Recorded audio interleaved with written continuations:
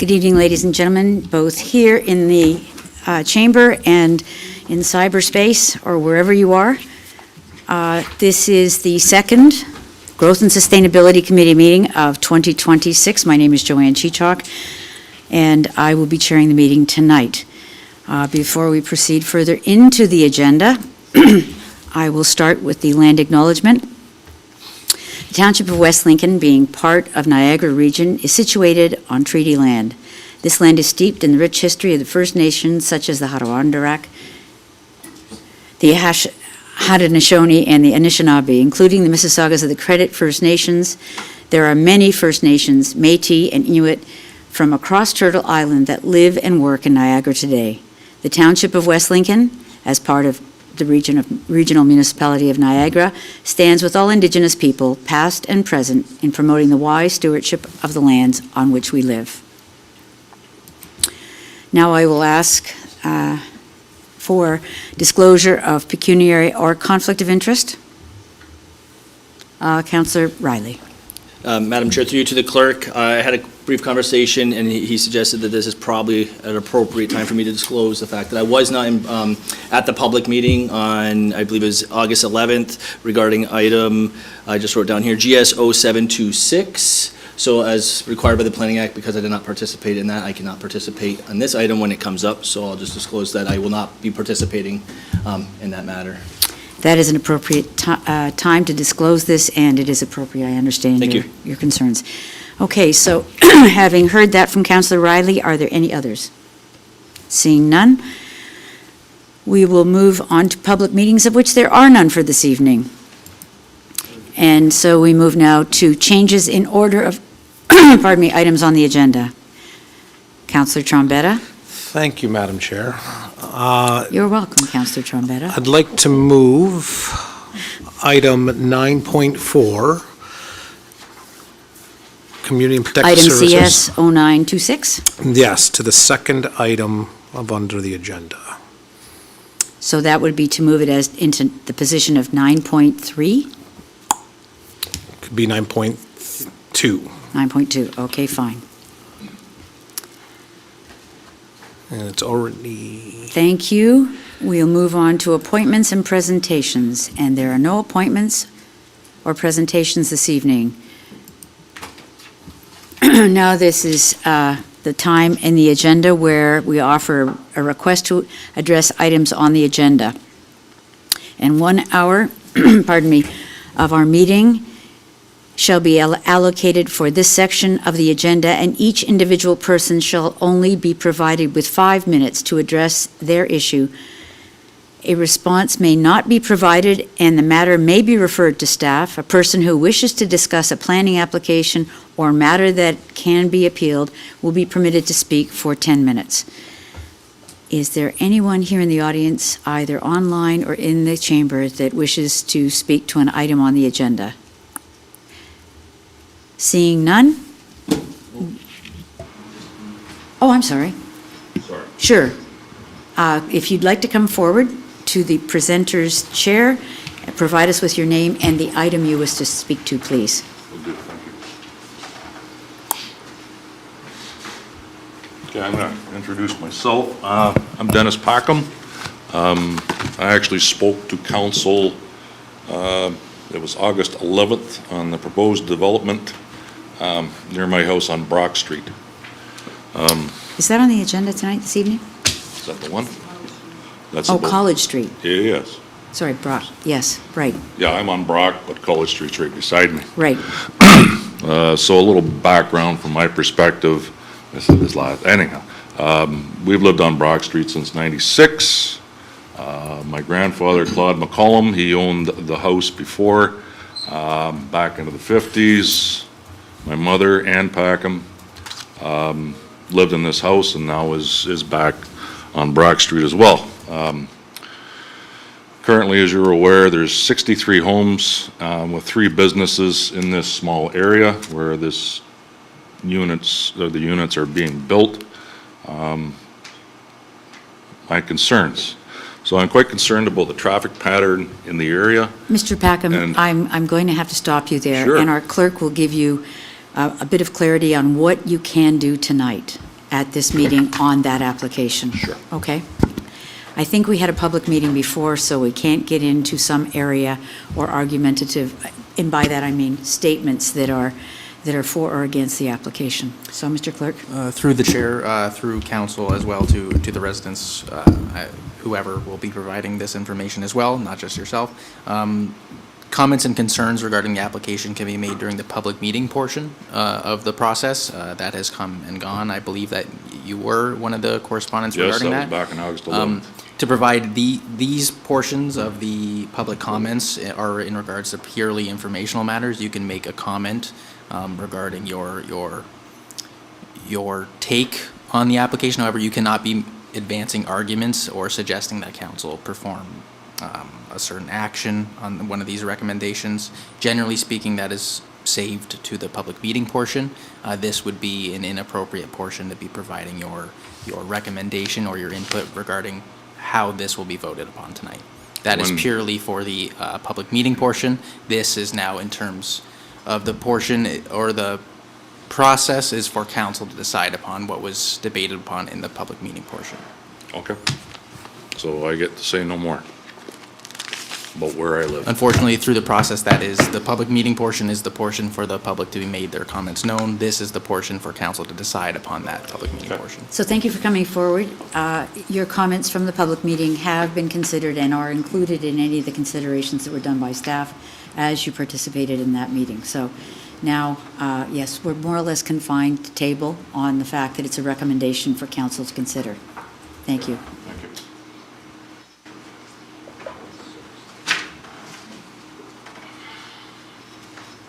Are there any other requests?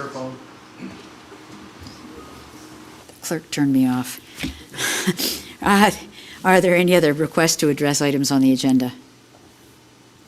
Seeing none, we'll proceed to communications, of which there are none. So we'll move on to staff reports. First being 9.1 GS 06-26. Pardon me, and that is a report to consider revised water and wastewater master servicing plan for endorsement. The recommendations in that report are that recommendation report ENG-01-2026 titled Revised Water and Wastewater Master Servicing Plan for Endorsement dated March 2nd, 2026 be received, and that the Township Council endorse the revised Water and Wastewater Master Servicing Plan prepared by AECOM Canada ULC dated December 2025, and that administration be directed to request that the Niagara region include newly identified regional infrastructure project in their Water and Wastewater Master Servicing Plan and capital budget. I need a mover for this. Mayor Ganan and Councillor Riley. Is there anyone speaking to this from staff? Mr. Borma. Thank you, Madam Chair. As many of you will recall, back in 2019, the Township started a project to undertake our master community plan and also to complete a sub-watershed study. And back at that point in time, AECOM Canada was retained to undertake the master community plan, which included the preparation and completion of master servicing plans, the master water and wastewater master plan. That plan was completed in 2023. However, it wasn't long after that we realized that we had an issue with a piece of infrastructure, a sanitary sewer going through our industrial park, which would affect the PCB deposits that are in the bedrock. And so we had to rethink a portion of the plan to service North Smithville. So AECOM continued on with this project to develop another plan to provide wastewater servicing to North Smithville. And there was a lot of consultation done with the landowners, the developers, as well as the region, because some of this is their infrastructure, as well as the Ministry of Environment, Conservation and Parks. And we finally reached a point where we have some alignment, where the ministry has signed off on this, as well as the region. And we have AECOM here this evening, who has a brief presentation to outline that preferred option, as well as the changes to the master plan. And so I'll just briefly introduce Carl Grunice from AECOM, Benny Wan, and Lucy Horn. And if the chair allows it, they have a brief presentation for committee. Certainly, if anyone is looking for those people, they are on Zoom at the moment, and they please proceed with the presentation, so share their screen.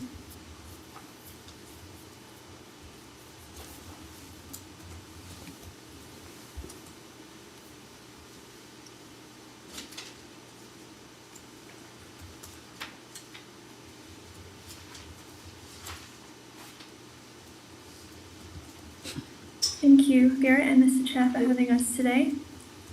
We are here to discuss the Smithville Master Community Plan and recent design changes to the wastewater servicing strategy. So for today, we'll be focusing on the identified North Area wastewater servicing strategy restrictions, potential servicing options, the criteria used to evaluate those options, our selected strategy, and then next steps for the project. And with that, I'll hand it over to Benny Wan. Thank you, Lucy.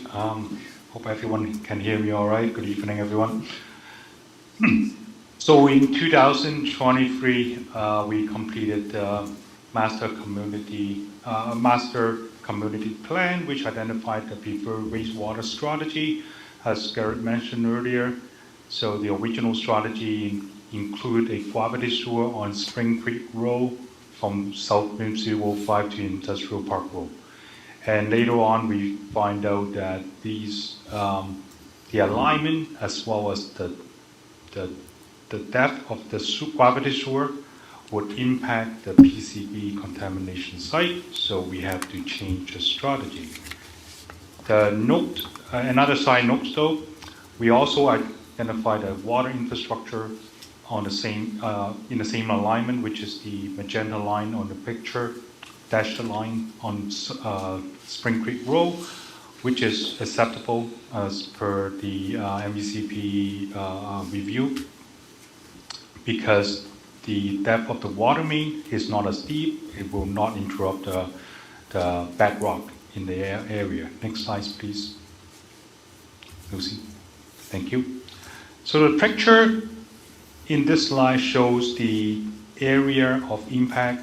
So according to MDCP, any infrastructure within the circle, which is 500 meter radius buffer, can, any new infrastructure needs to be reviewed, pay special attention.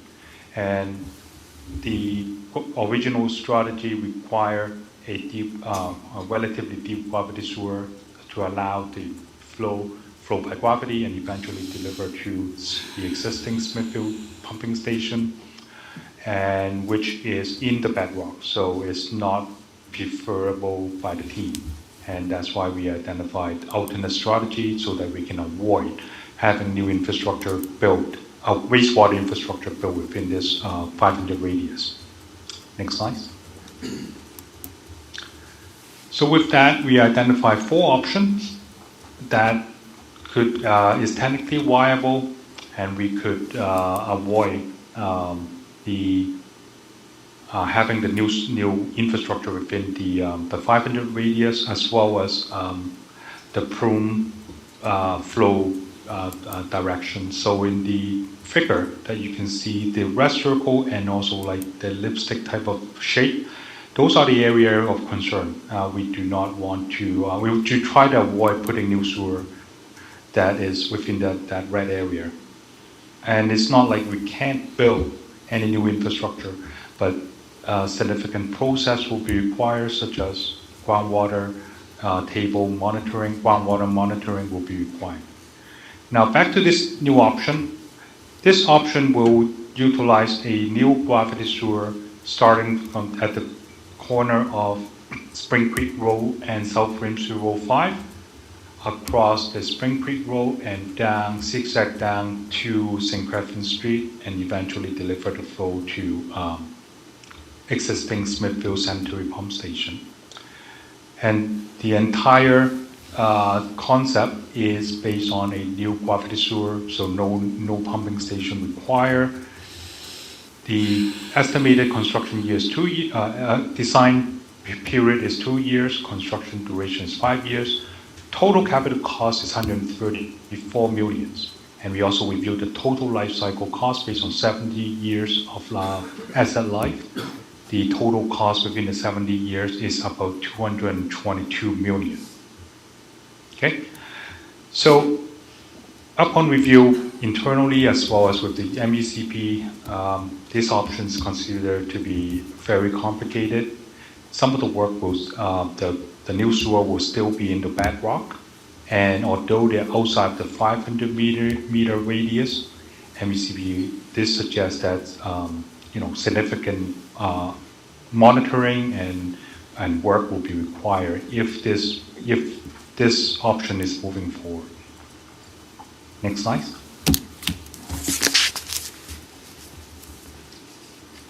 Second option.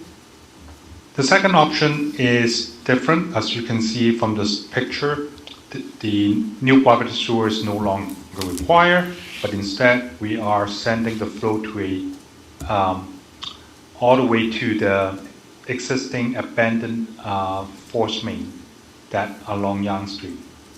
This strategy requires a significant upgrade at the existing stream-side sanitary pump station. The Northland or the North Development, future North Development will send the flow to the future or expanded stream-side sanitary pump station. We call it new stream-side sanitary pump station. Once the flow collected by the new station, it will send the flow to the existing force main on Yonge Street by a new force main, which is the red arrow in the picture. This from the stay away from the PCB site, this is very successful. It's very far away. However, the downside is we will require a brand new stream-side pump station, which is kind of complicated because the region is currently designing the upgrade of the existing stream site. The second, it will require 2 additional new infrastructure on South Rim 305, which is there's a high limitation there in terms of available space for new sewer. The total capital cost is less than the gravity option, is just less than 110 million. The total life cycle cost is also less. Next slide, please.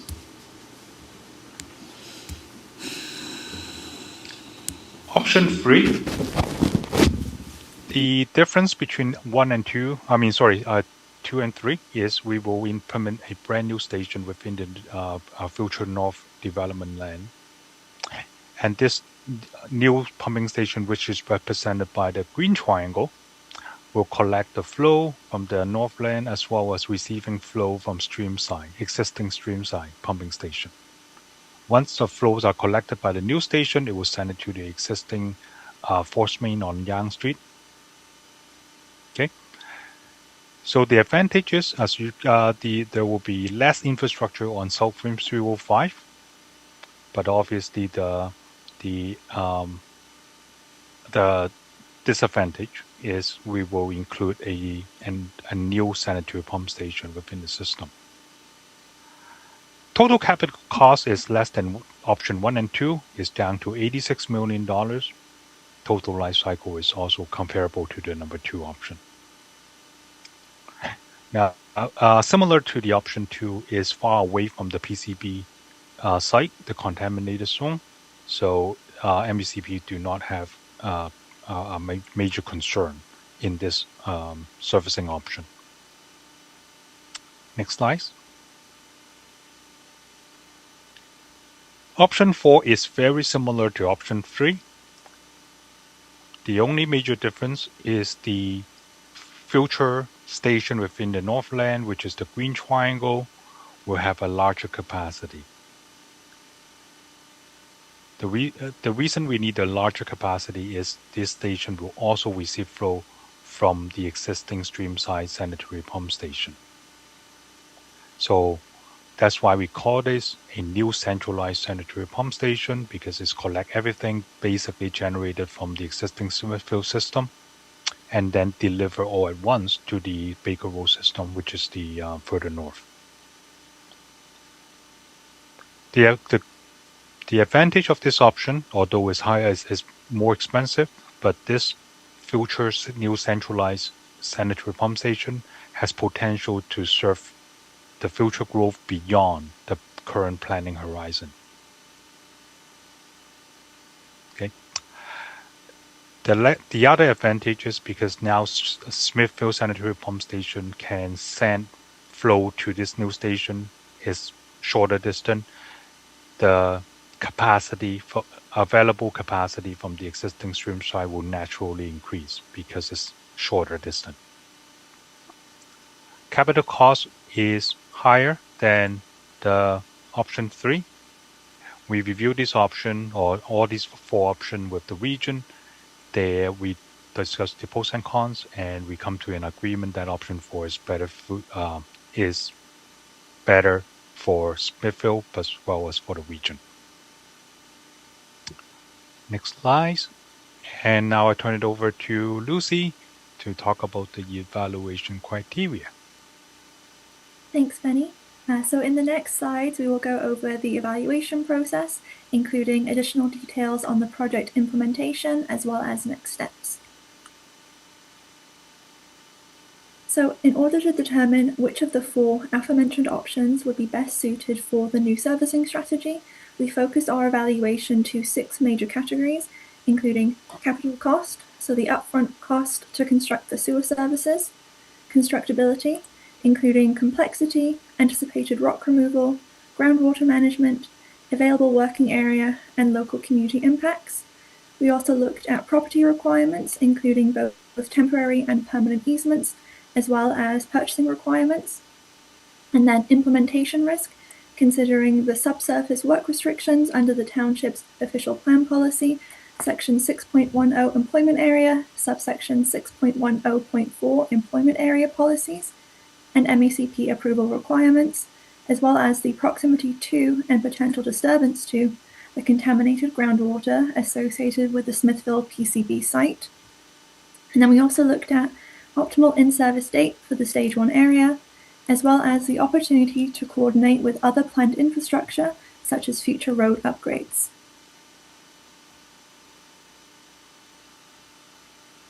The Township, Region, MECP, and the AECOM team worked collaboratively to develop and evaluate the 4 servicing options. So following the evaluation, the preferred option was identified to be option 4, allowing for the infrastructure to be much further away from the extent of the 500-meter restriction zone, and also allowing for the provision of more control to groundwater management, with construction conducive to a watertight construction system. Once the SPS is built, groundwater conditions are anticipated to return to a normal state. MECP has also indicated that the SPS option will require substantially less complicated groundwater monitoring compared to the deep sewer previously identified. By using a phase strategy, an interim and then an ultimate solution, it also allows additional time to plan and implement the future 750mm force main as part of the Smithville sanitary pumping station upgrades, whilst ensuring that current demands are met. This approach also allows for the Township and Region to service a future system beyond 2051 if another urban boundary expansion was to be implemented. Now, for the interim wastewater servicing to meet short-term needs, the region will temporarily implement option 3 and then ultimately implement option 4. A few landowners have expressed willingness to transfer lands, and we will discuss what that means shortly. But for now, the new centralized SPS will be captured within the region's development charges program in conjunction with their current water and wastewater master plan update. So just to reiterate the previous slide, this map here shows a proposed alignment for the sewer infrastructure for the ultimate preferred option, number 4, with the centralized SPS shown as the green triangle.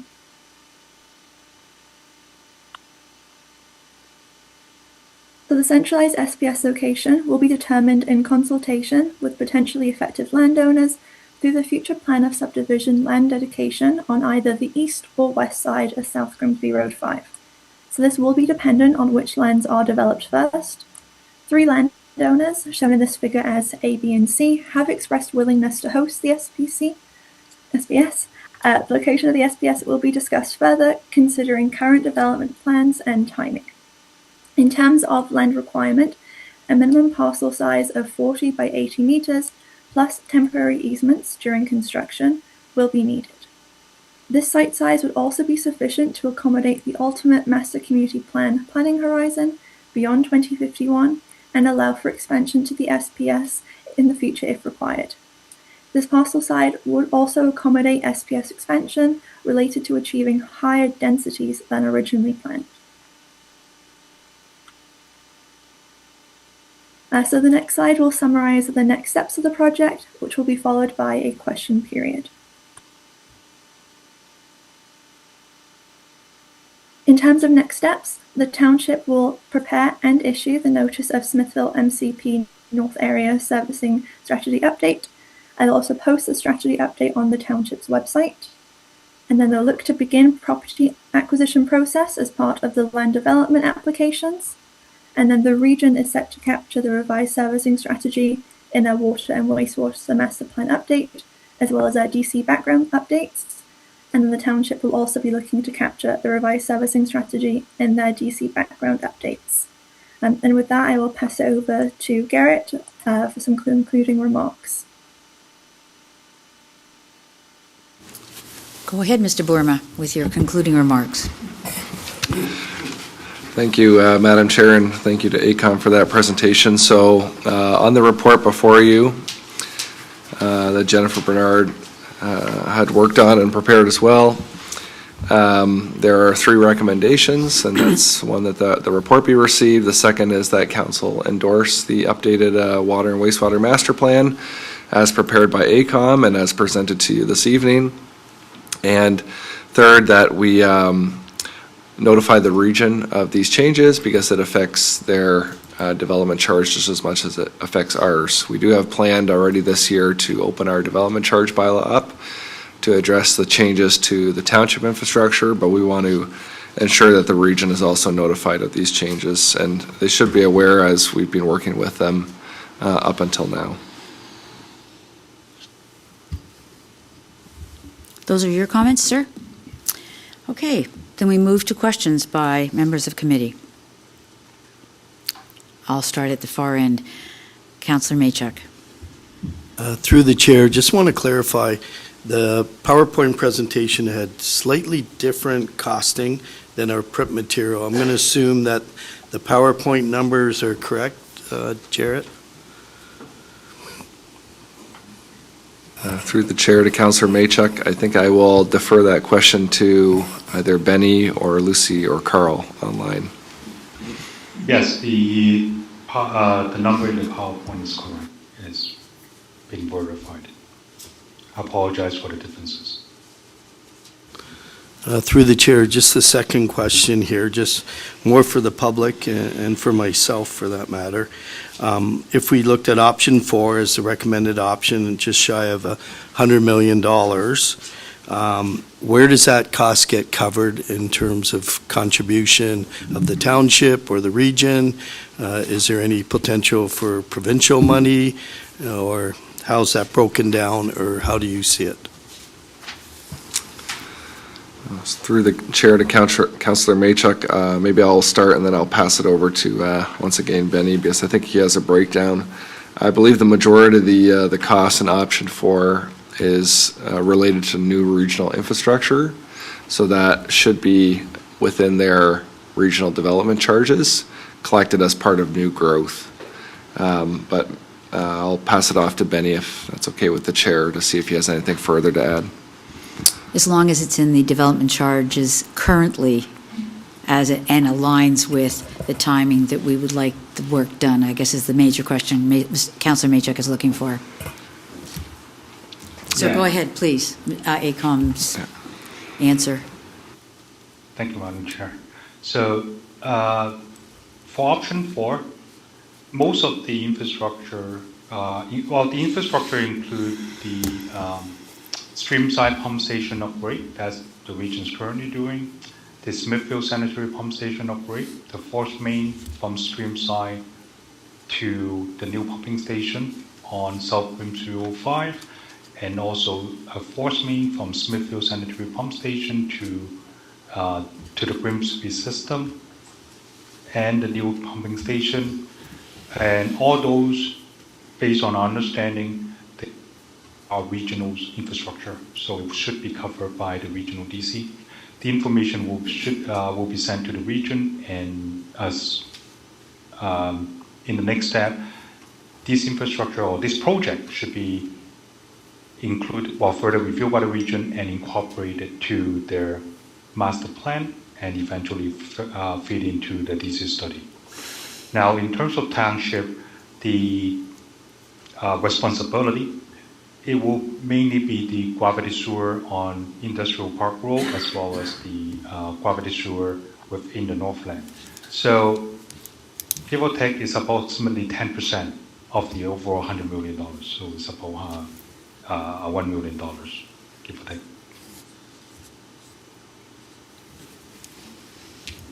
Based on the current breakdown.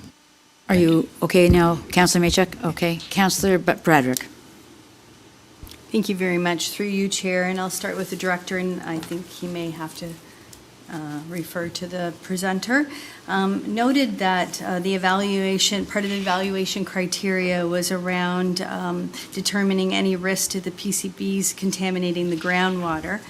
I do note that in stage 1, that option 3 is to be temporarily used for short-term needs, and then I guess turning to option 4, I wanted to clarify that the risk levels are the same for that PCB contaminating the groundwater in in option 3 as it is in option 4.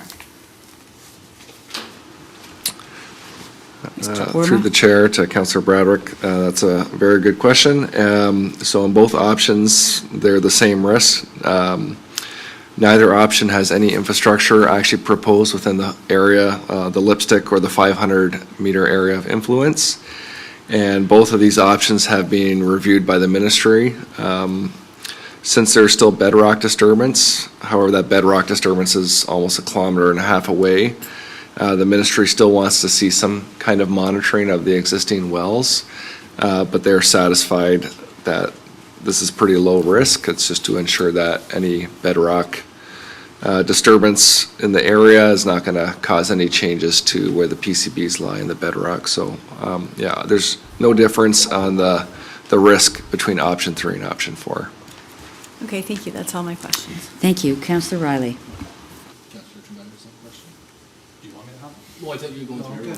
I would, but I didn't see a hand, so if I can go back to him if he decides he has one. Oh, the courtesy extended each other tonight is actually overwhelming. So, thank you, Madam Chair. I guess through you to our director, I obviously we don't have a crystal ball here, and we don't really know what's going to happen with the region, and trying to navigate, considering the lion's share of this falls on the region. You know what I mean? So we're asking the region to kind of take a leap of faith here with not knowing their destiny and what that looks like in terms of buy-in for such a big project. Do you have any inkling of what that will look like in terms of, or do you anticipate, I guess is probably a better phrase, of what the timeline could look like if we could get appetite for it at the region? So through the chair to Councillor Riley, no matter what option is put forward, Smithville requires new regional infrastructure to grow, I guess is the first point.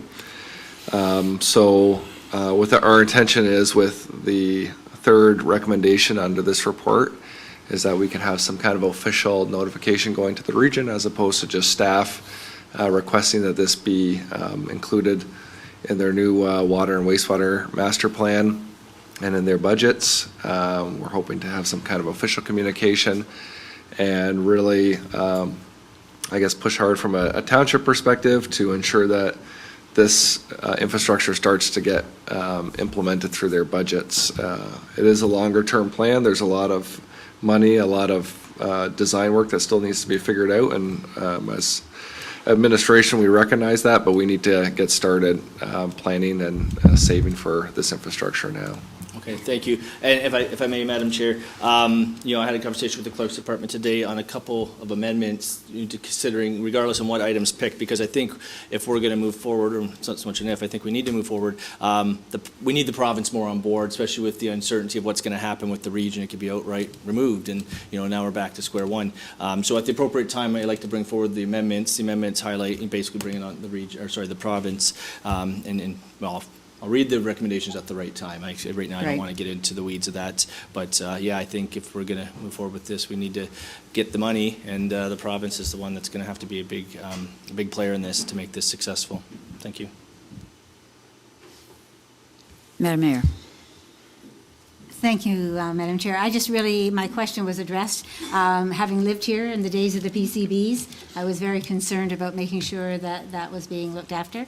We made that error once by forgetting about the impact that they had years and years ago on West Lincoln, and so I'm happy to have had that question addressed. Thank you. Thank you. Councillor Rayner. Thank you, Madam Chair. Through to Garrett.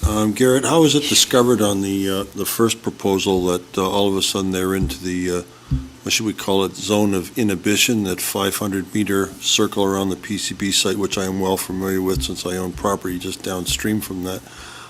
They started this and then they realized that they got into a bad area and they shouldn't be digging in this area, or how all of a sudden did the first part of this process get thrown out?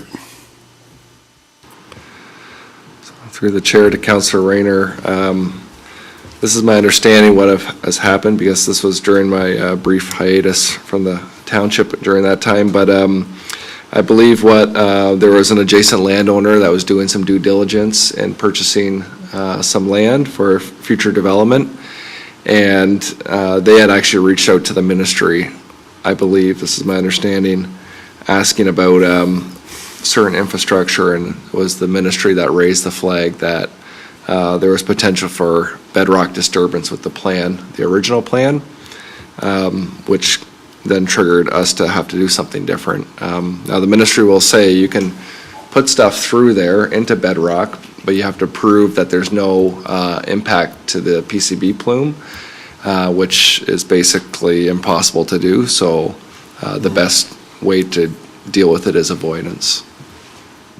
One further question, Madam Chair, through to Garrett. Garrett, is that facility still pulling water out of the bedrock and doing the filtration system? And it even had an incinerator there. I've been through the tour that 30 years ago, because like I said, I just lived down there. They're checking my water every month. Is that still in process? Because they said it was supposed to go on indefinitely. There is no period of time when it is going to be completed, it's going to be finished, and they can write it off. This will go for the next 1,000 years. Is that exactly what it is? Is it still being filtered, still being cleaned, still being incinerated, every of that water that's in the sediment? Through the chair to Councillor Rayner, I believe it is still active. If I recall that a year or two ago, there was a report, I think, that came before council to provide an update on that, and we can certainly provide another update report and reach out to, I think it's like Ontario Clean Water Agency, to see what their operations currently are, but I believe it's still operational. The reason I'm asking, Madam Chair, is because it's been going on for a long period of time now, so I would love to know how much are they pulling out now? How much PCBs are they actually pulling out of the bedrock as compared to when they first started? In other words, are they defeating it? Are they getting it? Is it coming out?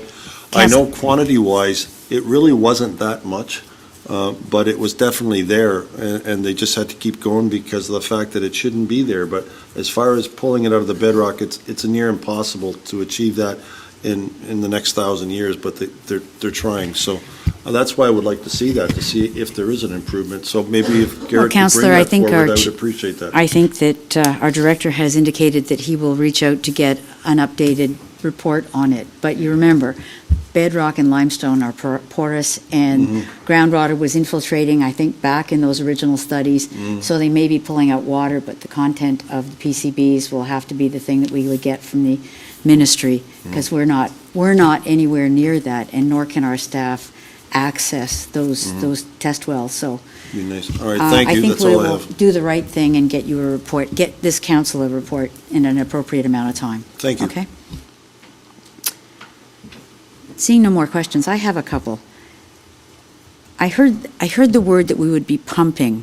Pumping, would that mean that in the process of doing this construction, regardless of who does it, there would be the need to pump groundwater, I guess, as they dig? Did I hear that correctly? And I also heard the word wells, existing wells. Is that the test pits, or is that wells that belong to people along the road? And if you know where I'm going, I want to know if the digging is going to pump water out so that people living along that area will end up with water levels being dropped substantially, and they may not have functional wells. Sorry, was that something AECOM said, or was that something? No, it was something AECON said. Okay. Actually, it was in a couple of places. Yeah, maybe I'll pass it over to Benny, and then I have a few additional things I can say as well. Well, the strategy, am I muted? No. The strategy that we picked will require a brand new pumping station during the construction. Certain dewatering for building the brand new pumping station will be required. And it will be obtaining the approval from the MECP about the amount of groundwater to be extracted. But during the discussion with our designer or process engineer, we don't envision the groundwater or dewatering or groundwater withdrawal will be significant, because we just need to get that out so that we can build the pumping station. In terms of the gravity sewer, and we don't believe there will be a significant withdrawal from a groundwater perspective. So do we have a backup plan? Because unfortunately, I've encountered this elsewhere in this community and various others, that we don't expect to have to lower the ground level by dewatering. But if wells do go dry, in fact, when we did some work on Yonge Street and 30 Road, on Smithville Road, we suffered, or I didn't, but the people along there suffered what didn't expect to happen, and that was that their wells went dry. So I just wondered if we're planning for the worst-case scenario, given the amount of digging and bedrock that you might have to go through. That's all I wanted to know, was that we had an alternate plan. Someone's hands raised. What was that? Carl's hands raised. Does that answer your question? I don't have that on mine, but I will go to Carl. Yep. Yes, through you, Madam Chair. So as part of the future design process, that will be addressed. They will have a hydrogeological and geotechnical study. They will do monitoring wells. They will also survey existing wells, and there will be appropriate mitigations for interfering with private wells. And you're right, one of the mitigation measures would be if a well is negatively impacted, then the proponent would truck in water. This happens a lot, but this would all be addressed during the future design stage of the project. And as Benny noted, that the rural area where we would be interfering with the groundwater tables is really just at the pumping station site, which, again, there are some very good technologies out there where you can do watertight construction as well. But again, good point, but this would be addressed in the future design phase. Well, thank you, and you've now appeared on my screen so I can see your hand. I didn't have that function on there, but I appreciate that, and had, just as the mayor said, we've had the experience of the PCBs in the past. We don't want to forget about them, but we also don't want to forget that we did not expect dewatering to cause people to not have water, so I understand it comes later in the process. I just want on the record that we've got people agreeing that they are going to build this with backup plans should they be needed.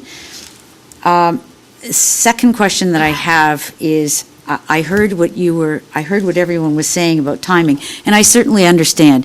If there is a region, it would be in the regional plan for capital. If there's no region, it might be a super utility that would have to have development charge capabilities because someone's going to take care of the regional function of water and sewer. If it's the municipality, we'd have access to funds that would build infrastructure that was beyond the scope of our municipality. My question is, or the question I think that was asked is, the timing of the capital. And I think now I have the answer. And that is that this is not in the capital infrastructure plans of the region at this time. It would be sent to them to put into their capital plan as they do their upgrades in the next round of development charges. Is that correct, Mr. Worma? Yes, that is correct. So the original plan, it was essentially just township infrastructure that would service North Right. Smithville. Right. And the new plan is mostly regional infrastructure, so that's not in their plan. So that has to get implemented through their plans. Okay, and as someone has mentioned, there is also a large lead time with planning, design, and various other components, and this will be required as we go north, but it won't be necessary when we dig the first basement.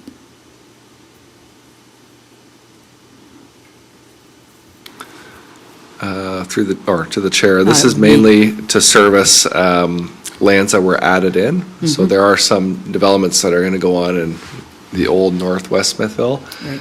that would have adequate servicing. They don't need this. It's to deal with the lands that are north of those that were added as part of our expansion. So there's still some development that can happen without this, but the new lands that were added will require this infrastructure, as well as other parts of Smithville, because as you can see, there's different changes to the pumping stations, which is a current constraint on our system. So that does affect growth all around Smithville as well. And now you've walked right into my last question, or it's actually a request, and that is that in the next time, if we do see maps, if they could be just a little bit bigger with reference points on them so we can see exactly what it is. That's just perhaps me, but I was struggling to figure out what was going where, especially when they're two-way arrows. So just saves questions. Thank you. Those are my questions, and unless I see others, Councillor Riley? So I don't have any more questions, but I do have the two amendments I'd like to put on the table. If I could just make sure no one else has any additional questions, Councillor Riley, the floor is yours. Thank you. So I'll read that. I guess moved by myself that administration be directed to send a copy of the report and resolution to the Honourable Minister Flack, Premier Doug Ford, and our Honourable Minister MPP Sam Osterhoff, and that staff advocate for additional support from the province in regards to water and wastewater management. Thank you, Councillor Riley. And since you put those on the table, I do have a mover and seconder for the motions that were tabled. If I can look to them. Oh, So no. this is an actual, sorry, Madam Chair, if I did make it clear, the clerk mentioned these would have to be amendments. They couldn't be friendlies. Understood. So, I was just going to go to Councillor Riley to say, would you like to put those on the table? Yes. And Councillor Trombetta has said he will second those. Perfect, thank you. So, two. There's two. I don't know, through you, Madam Chair, to the clerk, could you bring those up on the screen? Do you have those available? I don't know what the easiest way. Through the chair to Councillor Riley, I can just read them out again. Sure. I can't bring them up on the screen without bringing up the voting portal, which Okay. would be bringing the question. Okay. So it's that administration be directed to send a copy of the report and resolution to Honourable Minister Flack, Honourable Premier Doug Ford, and MPP Sam Osterhoff, and that staff advocate for additional support from the province in regards to water and wastewater management. So that's pretty much two in one? Well, there was an and in there, so that took us to the second one. All So right. we're going to send them, and then we're going to ask for money. I'll second them. Okay. Those being placed on as amendments, are there any questions, comments about those? Seeing none, I'll ask for a vote on the amendments, and I believe the clerk must have it ready. So that should come up.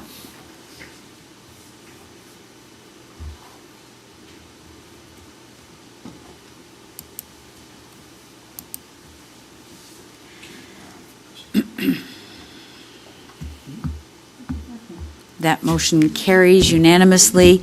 And now, on the main motion as amended, I ask Mr. Clerk, will you pull that one forward? The vote should appear in moments. Or,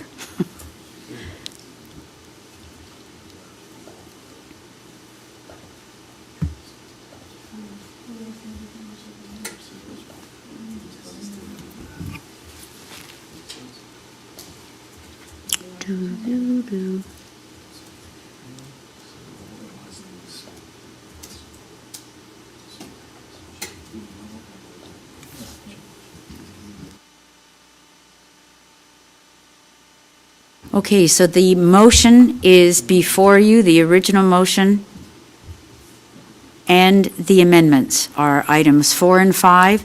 So that's on your screen.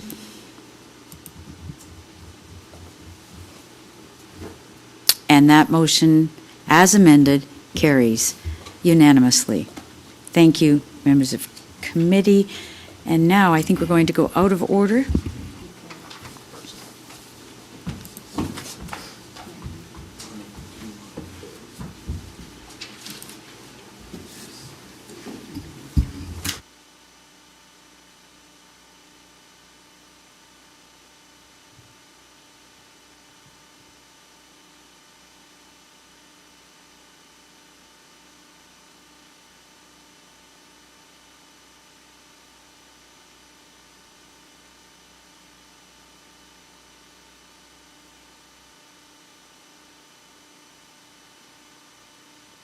Okay, we are dealing with item 9.4 CS 09-26, which is a recommendation report for Recreation and Parks Master Plan Adoption. The recommendation report titled Recreation and Parks Master Plan Adoption dated March 2nd, 2026 be received, and that the Recreation and Parks Master Plan as found in Schedule A be adopted. I believe we have a presentation and some of the consultants here with us tonight, but can I have a mover?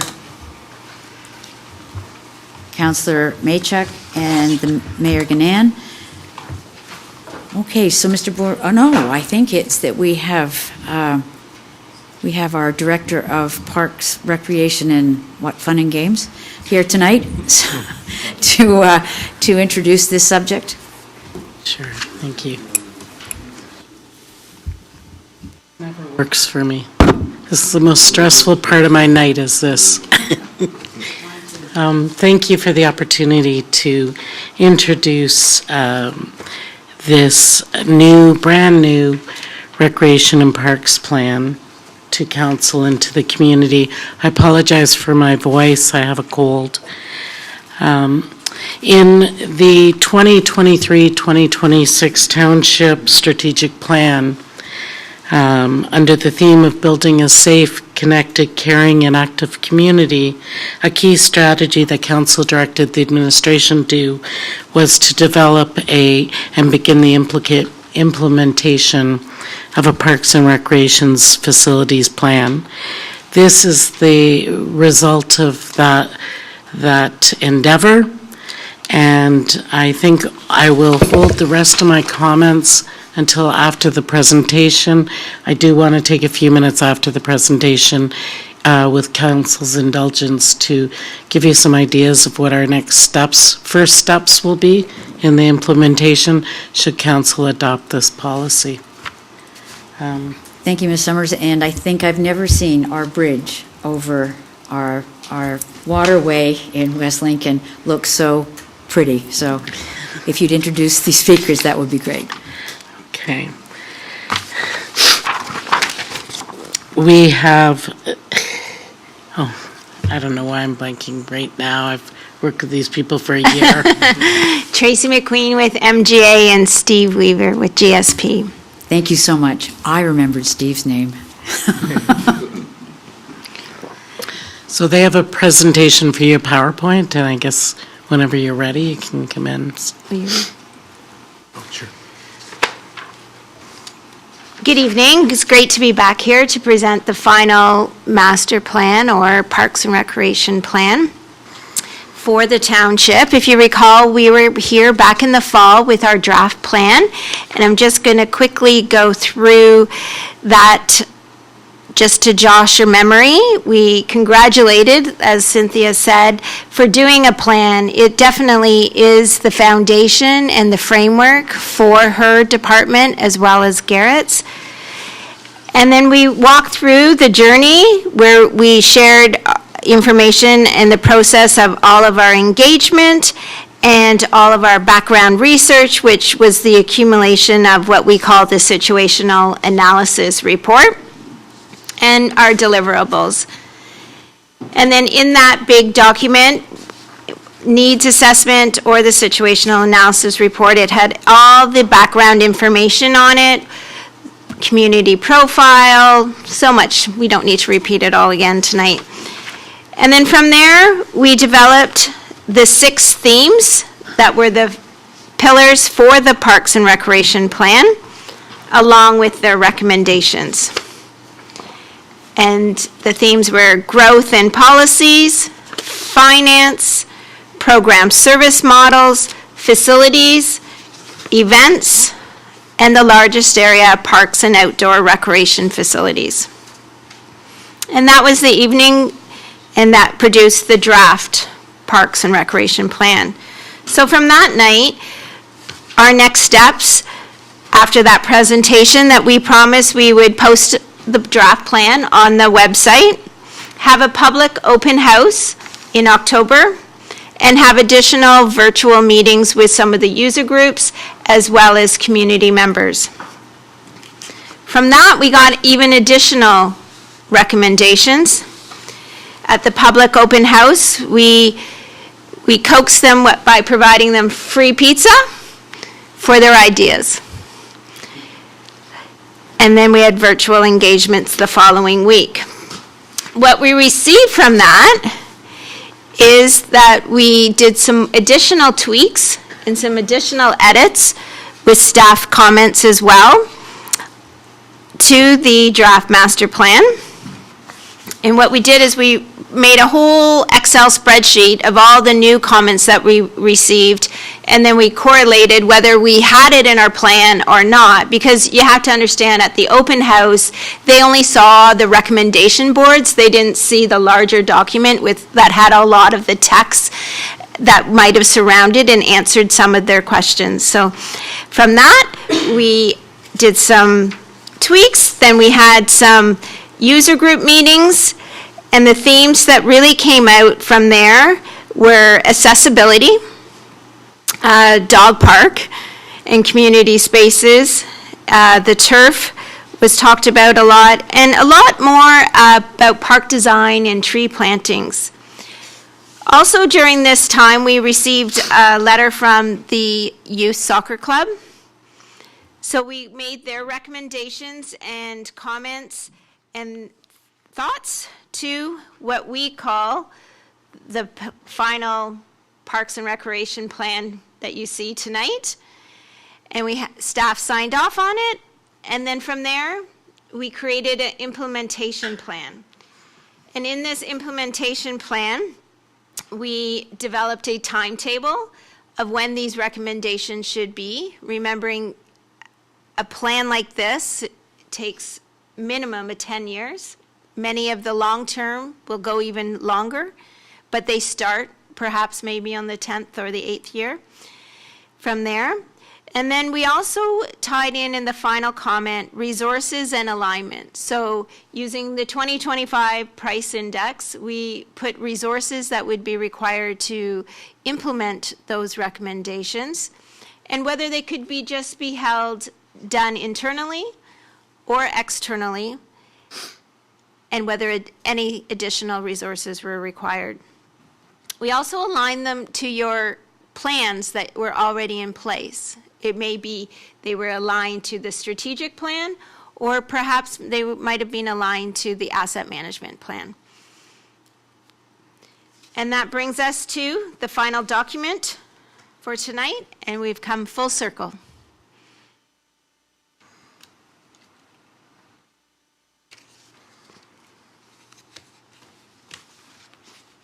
And we'll take any questions. Oh, that was it, sorry. Okay, so the document was circulated to members of committee as part of the agenda. It was definitely a encyclopedia type size, but it was well written, and I'm sure it took a number of hours to go through. So members of committee, are there questions? Oh, wait a minute, sorry, I forgot. Cynthia, you're back now. You wanted to have a few things to say. Thank you very much, Chair.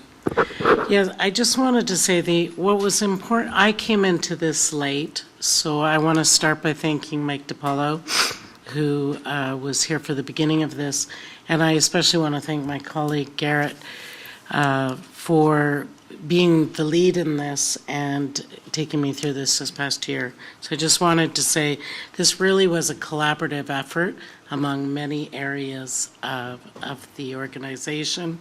And although for the minute I froze and forgot Tracy and Steve's name, they've been wonderful to work with, and I really appreciate your efforts. We've had a good communication. What I wanted to see coming into this later was that we had a strategic plan, but that we actually had an actionable plan that was reasonable in the expectations.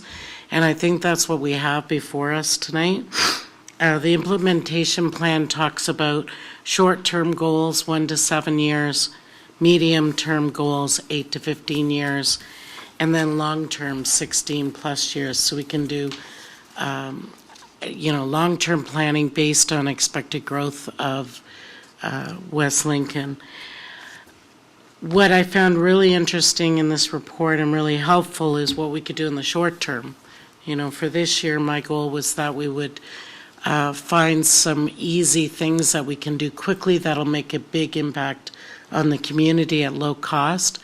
And I thought I would just share with Council very quickly the 8 very quick things that, in consultation with my colleague, the manager of Community Services, DJ Brooks, who's here tonight, we've looked at and we think are achievable. And I appreciate getting a strategic plan that's got really easily achievable goals as well as the longer term goals. So one of the recommendations in the report is to expand the revenue reporting to have distinct line items. And I know our CAO has spoken in the past that he too would like to see these areas expanded and clarified so that when I'm reporting out to you, I can tell you exactly where we spent money and where costs were incurred. The second one is enhancing common spaces. I've heard this recommendation from councillors and community members. We've started that. We've just recently introduced a table tennis table to the public area a couple of weeks ago, but we have lots to do in that area. Yes. Structured walking track programs where people can come in and have a theme around the walking, such as social groups, seasonal step challenges, these types of things. And then a few other things that we're going to be guided by this master plan, should you accept it this year, is a review of the ICE allocation, heightened library collaboration, which has already begun, a community hall audit and review around management so that we're providing support to the board members who run those community halls, a dog park consultation, and with great gratitude to council, you approved a full-time fundraiser event coordinator, which is a recommendation in the report, and you've approved that for this year. The next steps for my division is to start implementing these actions, but also to come up with a costed assessment of all the other recommendations in the report with a realistic timeline for council to review and ultimately approve or decide that you don't want to go that way. But thank you very much. I think it's a comprehensive report. and I'm happy to take any questions, as is Garrett, and as is the manager of community services and the consultants. Well, thank you very much, Ms. Summer. I, too, have trouble with this thing. I keep turning it off when it should be on, and vice versa. Questions from committee? I'll start that way. Let me not overlook Councillor Rayner, Madam Mayor. I might as well go right across around. If having none at this point is not wrong, Councillor Rayner.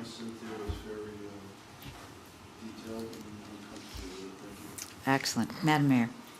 Thank you, Madam Chair. My comments are actually very high level. As I was reading through that, three things came to me. I love very much that there were a lot of both long-term and short-term things for us to look at, and I know that our staff will take guidance from that. But I do want to say that I was really happy to see that all of our town halls, small Caister Centre Hall, which we know needs some updates eventually, that all of the halls were being looked at in a way of utilizing them better. So I think that that's important. I think they're assets that are expensive for us in a lot of ways, and we can be doing more, getting some of our recreation out into the rest of West Lincoln. I also appreciate the fact that the goals were laid out very clearly. You could do this now, or you could do this later, and then you could add on to that. Sometimes those things are not the exact things we want to do, but they certainly stimulate thinking, and I think that's a wonderful first step. And the other thing that I think that was really critical is that, and I appreciate both Tracy, you and Steve, looking at it, keeping in mind the other plans that we already have in place. There would be absolutely no point to receive something tonight that didn't align in any way, and we've had that happen in the past, not a recreation master plan, but other plans that have come to us over the 10 years that I've been involved that aren't in sync with the rest of the planning that's already gone on. So I very much appreciated reading through it and seeing that you very much were sort of looking at it from all perspectives. So I appreciate that much. And that's all. Thank you, Madam Chair. Thank you. Councillor Riley, no? Okay. Councillor Bradford, please. Thank you, through you, Chair. Thank you very much for your presentation. And to the Director, I think that your department will not be bored. There is definitely a lot of great guiding suggestions and recommendations in here. And as a member of council, happy to see that parts of our strategic plan have been utilized throughout the document. In particular, building the sense of community, which was very important to all of us as we created that strategic plan at the beginning of our council. We're our own community, and more than ever, we want to continue to be our own community. And I guess final comment, maybe not a question, the hybrid service delivery model that we have been speaking about as of late is mentioned in here, where we're looking for partnerships as well as we're continuing to offer our own programs. Maybe you could comment on how that will assist your department on continuing to evaluate the needs of the community as we go through this. Thank you for the question, Councillor, through the chair to the councillor. I think, ongoing continuous improvement is a goal of our division, and I'm really pleased that the recommendation report talks about community partnerships, because I think that's the key way to bring in new and improved services at a reduced cost to West Lincoln. I think that there are a lot of opportunities to use a hybrid model as recommended in the report to ensure that we have a balance of our staff focusing on providing oversight in many cases and yet using their skills to do a lot of community development. Even as recently as today, there was discussions about a group in the community that's doing a special event on their own. And in discussion, we were talking about, well, maybe we could support that group in the future. Maybe they could be doing that for all of West Lincoln. So I think this report opens up the opportunity for a lot of creativity and a lot of relationship building. And tying into the other comment by the mayor, our community halls could be used for programming, and we could be bringing in people or using our staff in the hours that they're not being used by the community members. So I think the sky's the limit, quite honestly. Thank you, Councillor Bradrick. Councillor Maychuk, please. Through you, Madam Chair, I always like talking about recreation. So I have two questions here, and maybe for the consultants or maybe for Cynthia. You've done an excellent job bringing in some new partnerships that have enhanced programming both immediately and in the near future. Are there any highlighted new partnerships that you have recommended in your consultant report or in your master plan that Cynthia should be seeking in the near future in terms of possible new programs or new partnerships? And then I have a second question. In the master plan or strategic plan, whatever you want to refer to it, is definitely first step is really to analyze that gap analysis, finding out what's missing and what needs to happen, and then going out strategically, whether it's youth basketball, then going out perhaps to the cool high school teacher that can now run that program for you and things like that. But really finding what is needed, and then also in a recommendation is what we heard most when we were going through our project is how much they enjoyed being asked what was needed. So not only doing the gap analysis, but reaching out on a continual basis to finding out what other people think are the gaps. And through the chair again, my second part of the question, and maybe it's Cynthia and Mike, I do love the idea of turf fields. We know there's initial capital cost. This is more of a comment that with the hiring of the new staff, certainly we'd like to look at the consultants. It might be beyond your parameter of work, but any other municipalities have been successful in securing, whether it be other government funding or other grant funding or fundraising ideas that have benefited local communities to put in turf fields. That's my first kind of question. So any feedback you can give to staff on that would be greatly appreciated.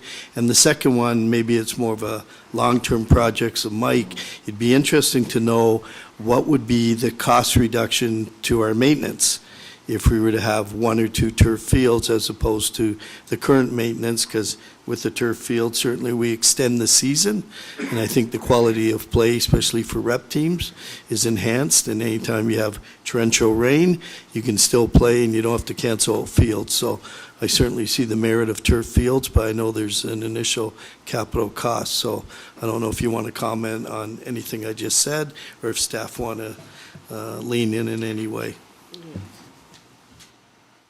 Is it on? Yeah, I think so. Yeah. Through the chair.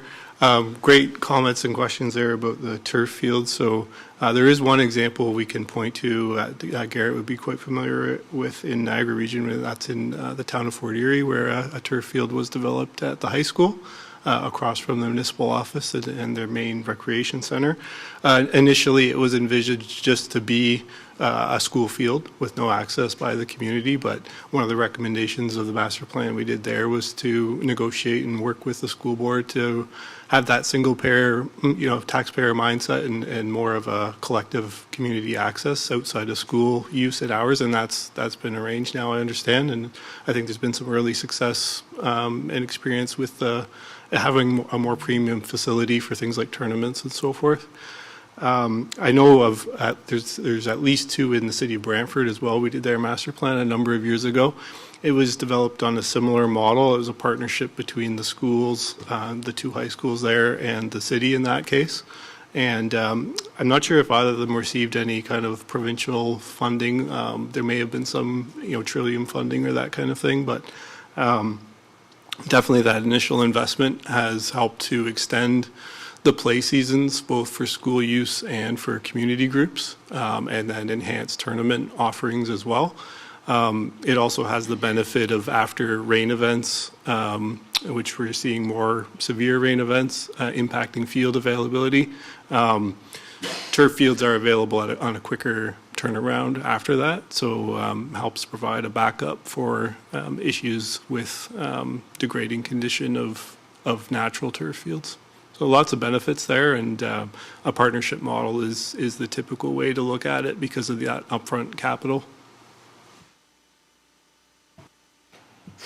Councillor Machek, I think you'd be a great advocate for us to put out to work to get those turf fields brought up to an artificial turf. I'd love to help. Oh, we'll wash your hand when it's time. Are there any other questions, concerns? I have a couple of questions. I see that on the chart on page 6, that in 2026, we're supposed to have 20,010 people. The current population is about 15,000 in West Lincoln. So we're a little bit behind because of infrastructure delays and not having those people. So does that change in the growth profile, change anything that you had predicted or suggested in any of this? I'm not trying to be the rain barrel that's going to dump on you. I just want to know. And may I respond? Please do. Directly to the chair. That's a great question, and of course, we don't have a crystal ball, so we don't know exactly how fast or slow the growth may happen. Sometimes it occurs, more quickly than you set out in these types of master plans, and sometimes it happens more slowly. Right. And we do have some direction in there for kind of annual reporting on progress and review of population relative to the recommendations. If things are happening on a different time scale than what has been anticipated here, then that could affect the timing of when certain recommendations are implemented or recommended for implementation. Really, there's two main factors there. One is a lot of the new facilities and parks that would come about as a result of this master plan are development driven. So a new park in a new neighborhood, the facilities that go into that park, the need for new sports fields driven by the growth of the program, soccer and other outdoor sports. So if that growth isn't actually happening, then that may slow down the pace at which you start to add more fields or introduce an artificial turf field.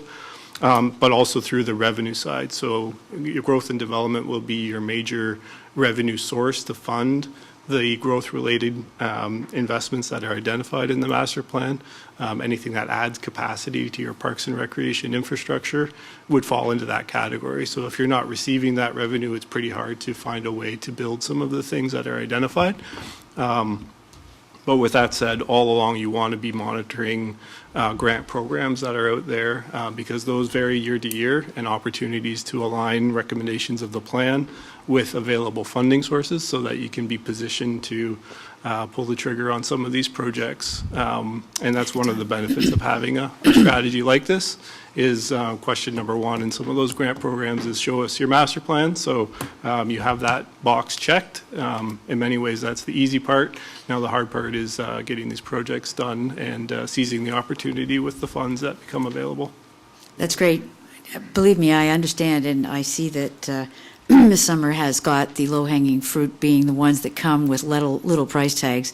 But also, I mean, the mayor and every delegation we've sent to AMO, Roma, or any other opportunity to knock on the door of upper levels of government have been to get funding for something. So I don't look at it. I know who's that little guy that walks around with the dark cloud over his head. I'm not trying to be that in Peanuts, right? But I just want to make sure that we are looking at this realistically. So if Garrett does the right job and Mike, and they get that infrastructure in as quickly as possible, we start seeing some houses appear. That'll be the sooner we are looking at development charges. One other thing about development charges, and I'm just asking questions I would like the answers to, is are development charges in this going to, you did say some of the flows, but are they based on the new development charges that have seen us getting reduced development charges for a number of things? So these are realistic numbers that we are not going to have to then go back and rework. Whoever wants to answer can answer. Maybe I'll just get started and then I'll pass it back to Steve if he has anything further to add. So I mentioned in our previous presentation that we have a project this year to review and update our development charge study based on the work that AECOM has done. It's actually also based on the completion of this plan, because in our current development charge background study, the only thing that we have in for development charges is playgrounds. So there's obviously a lot more to parks than a playground. So we've already engaged a consultant to undertake that work, and we'll provide them with this plan, some of the costing, and we'll ensure that our new development charge bylaw covers what this plan envisions parks to look like in the future, and as well as ensure that it's appropriately managed through the collection of development charges when development occurs. So hope that answers the question. I think it does, yes. One other question, and that is, we have a lot of lands in public ownership with LeisurePlex. Caister Community Center has lands around it, so as does Wellandport, that are underutilized. That land came into the picture before DC's, all of it did. So does that advantage this community? And this is more an answer I would like for the public than for anything else. Since it didn't cost any developers to have that kind of features in here, will we be advantaged by anything that is built or placed on those fields? And I think I know the answer, so just tell me. And I can tackle that. In recent years, actually, there's been a lot more study of the impact that high-quality parkland and green space has on things like assessment value and housing value and desire to live in certain places, and there's a strong correlation there. So it does have a direct benefit. It is why places like West Lincoln and Smithville are desired by people coming out of larger cities. You get more space, more amenities, per capita. And then the other side to that, referring back to development charges, is development charges are calculated and capped based on your historic service levels. So the fact that you've received land at no cost in the past. Not at no cost. Municipality, councils before us or paid for it. Watch exactly. it. I don't want people offended out there. You've developed an inventory, is what I'm getting at. That inventory then creates a higher ceiling for you to be able to collect more funds from new development to maintain that service level. So there's a lot of benefits there, absolutely, of having those prior decisions made and investments made to create that inventory, and they're really aligned to those two things I just mentioned. Thank you. I have two comments real quick, and that is the revenue reporting enhancement, which is of little cost. Unfortunately, our CAO stepped out, I mean, but that is looked for not just by you, Ms. Summer, but I think all of council will be very glad to understand the uniqueness of some of our programs and the cost of it. So I'm looking very much forward to it. And the last thing is the recommendation with regard to hybrid partnerships. That is so welcomed, because we have community groups in this community that take it upon themselves to start events that eventually get larger and larger. And I would hate to take the fire out of their bellies to have it taken over by just the township. It increased costs perhaps, but it also deadens the kind of enthusiasm that you see at our Christmas tree light ceremony, where the kids from the high school sing and free hot dogs come from the local vendors. It just brings the community together, which is great. So I really like that one, and I'm sure all of council enjoy it as well. So those are the comments I have. Have I struck a chord and sparked anyone else for having anything else? Councilor Maychuk. Through the chair, I apologize for another question, but I thought you were volunteering for those fields. I said I'm more than happy to work with the community groups, and if I can provide any expertise in assisting them and acquiring funding, I'd be glad to help. It's a well-kept secret. We have a local resident who coached the flag football team. He played in both the NFL and the CFL. He was quite the player, and their team came in 5th in North America for flag football. So I know they play more in the Niagara Falls area, but is there any thought to, especially with it being in the Olympics and the growth of flag football in North America and Canada, and we're going to have a team at the Olympics, is there any consideration for flag football, especially if we're able to extend our turf season? It's just a comment, but any response from the consultants or Cynthia in that regard? And maybe that partnership too could be looked upon. I'm glad to help if I can. Give you an opportunity first.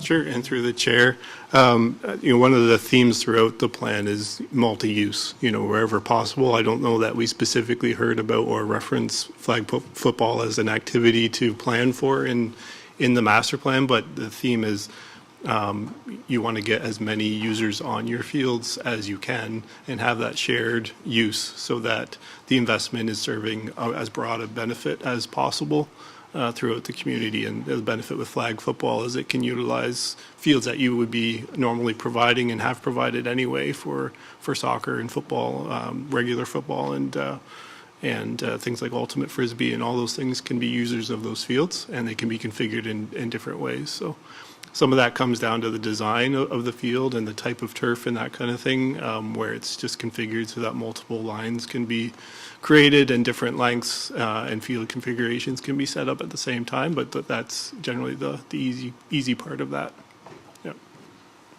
And I think through you, Chair, too, if I could add, I think it goes back to the original question, is that's why it's so important to keep looking at the demographic changes of your community. And, 30 years, if someone was sitting here saying you're going to have 12 pickleball courts in your community, you would never have thought that at that time either. So there's changes, and that's what the Olympic spirit does to us.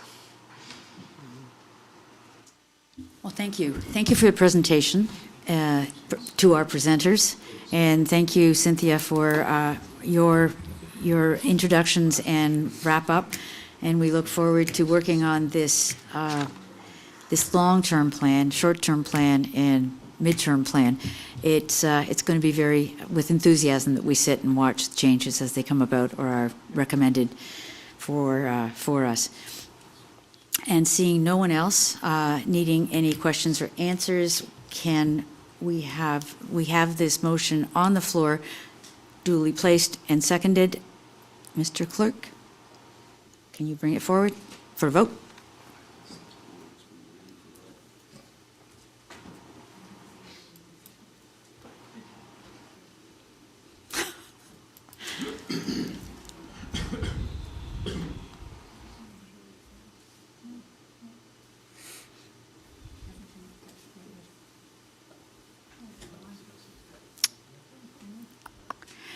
And that vote carries unanimously as well.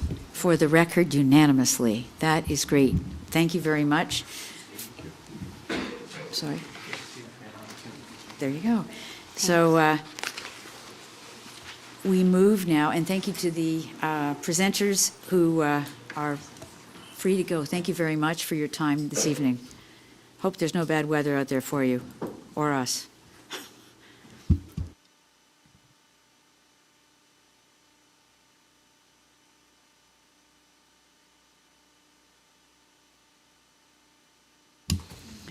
Okay, we move on now to item 9.2, GS 07-26.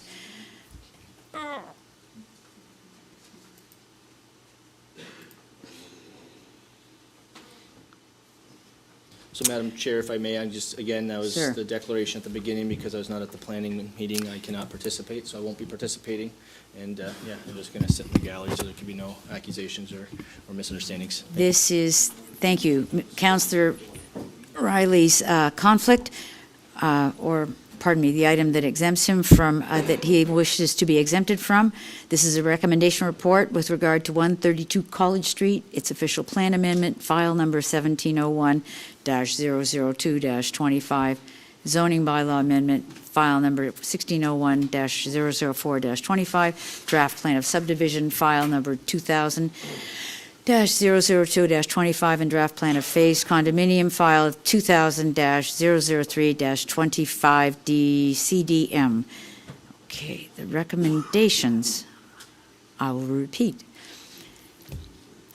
That recommendation report, PD 01-2026, titled Recommendation Report 132 College Street Official Plan Amendment, File Number 1701-002-25, Zoning Bylaw Amendment, File 1601-004-25, Draft Plan of Subdivision, File Number 2000-002-25, and Draft Plan of Phased Condominium, File 2000-003-25, CDM, dated March 2nd, be received. And that application for official plan amendment, file number 1701-002-25, be approved as found in Schedule C. And that application for zoning bylaw amendment, file number 1601-004-25, be approved as found in Schedule D to this report. And that application for draft plan of subdivision approval, file number 2000-002-25, be approved in accordance with the provisions of the Planning Act, RSO 1990, CP 13, and regulations thereunder, subject to a draft plan approval conditions contained in Schedule E attached to this report, and that application for draft plan of phased condominium approval, file 2000-003-25 CDM, be approved in accordance with the provisions of the Planning Act, RSO 1990, CP 13, and regulations thereunder, subject to the draft plan approval conditions contained in Schedule F attached to this report, and that applicant is advised that the township's draft approval of this plan of subdivision and draft plan of phased condominium will lapse 3 years from the date of approval unless township council grants an extension of the approval period prior to the lapsing date. If an extension is requested, an updated review will occur and revisions to the conditions of draft plan approval may be necessary at that time. I would like a mover and a seconder to those. Oh, thank you, Madam Mayor. Thank you, Councilor Maychuk. And let's hope we don't have to read those again tonight.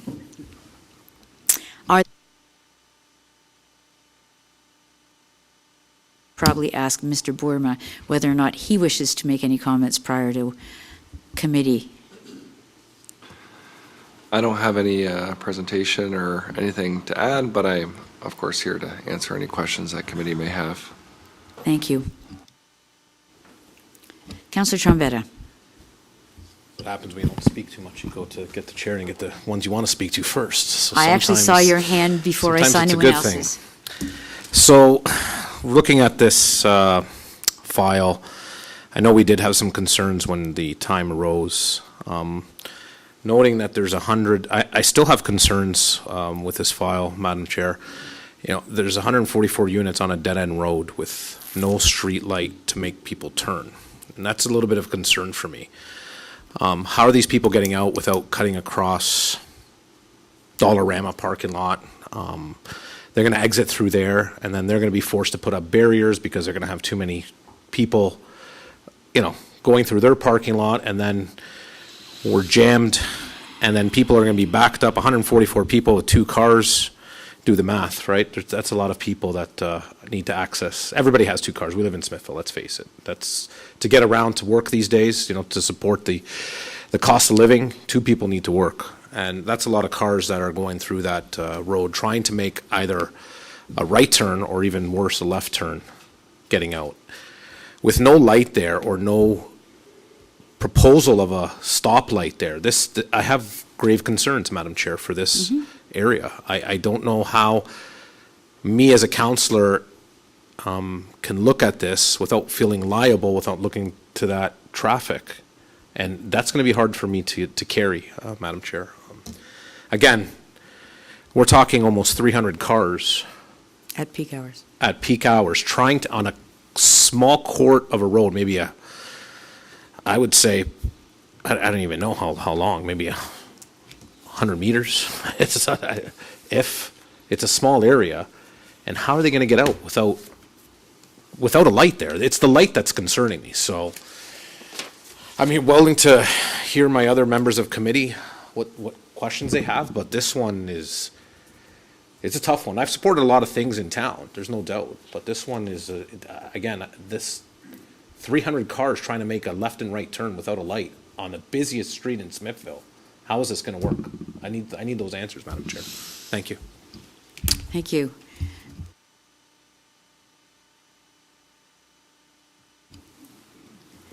I know there's a traffic study included in this proposal. Is there comments that you wish to make, or should we be talking to Mr. DiPaula? I can start, and if Mike has anything to add, he can chime in.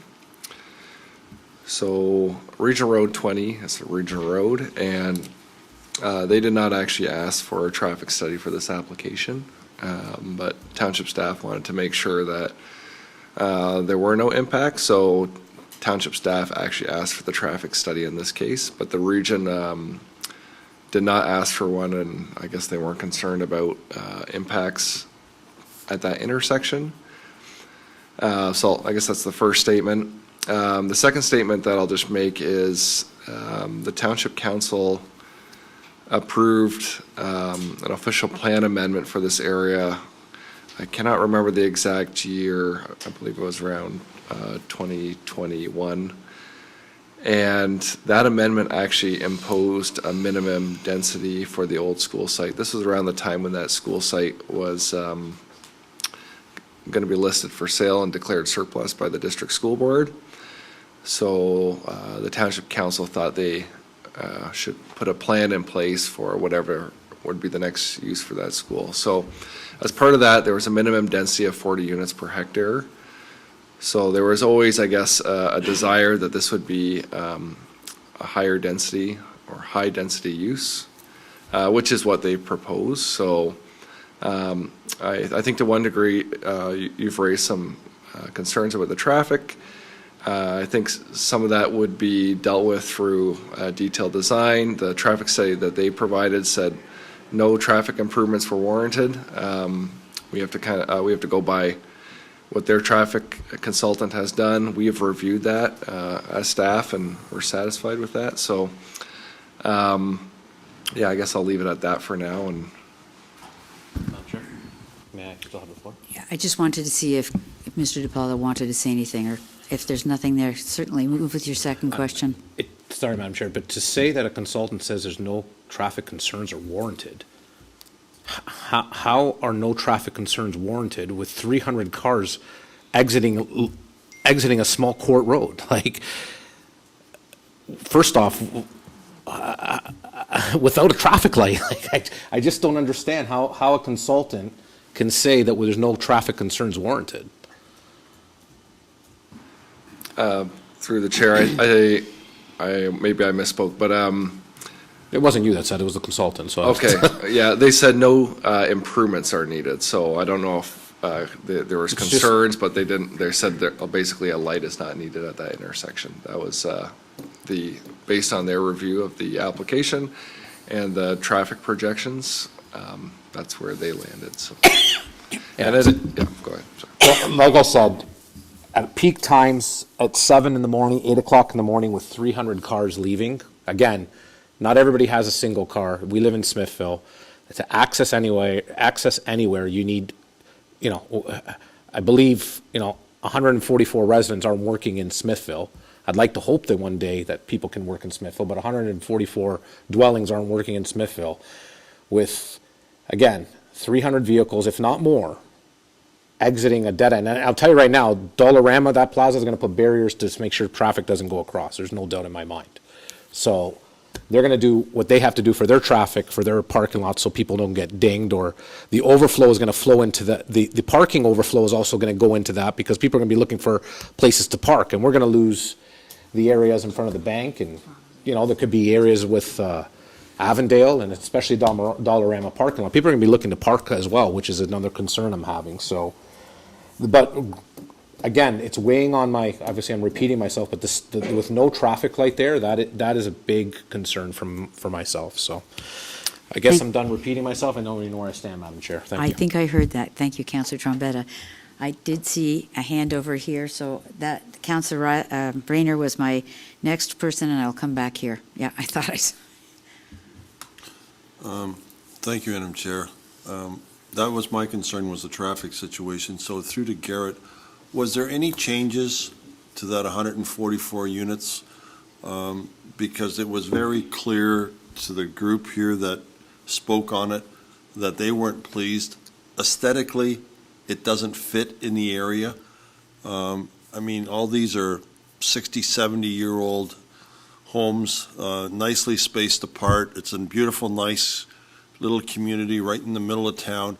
And all of a sudden, we're going to put this monstrosity here and just have every Tom, Dick, and who's Harry move in there. And I'm looking for a question. the question I've got is, has anything changed since that initial presentation based on the comments from the public and the councilors' comments? So through the chair to Councilor Rayner, so what we heard at the public meeting were concerns around increase in traffic, parking concerns, urban design, we heard that as well, like you mentioned, and that this being a new type of housing for Smithville.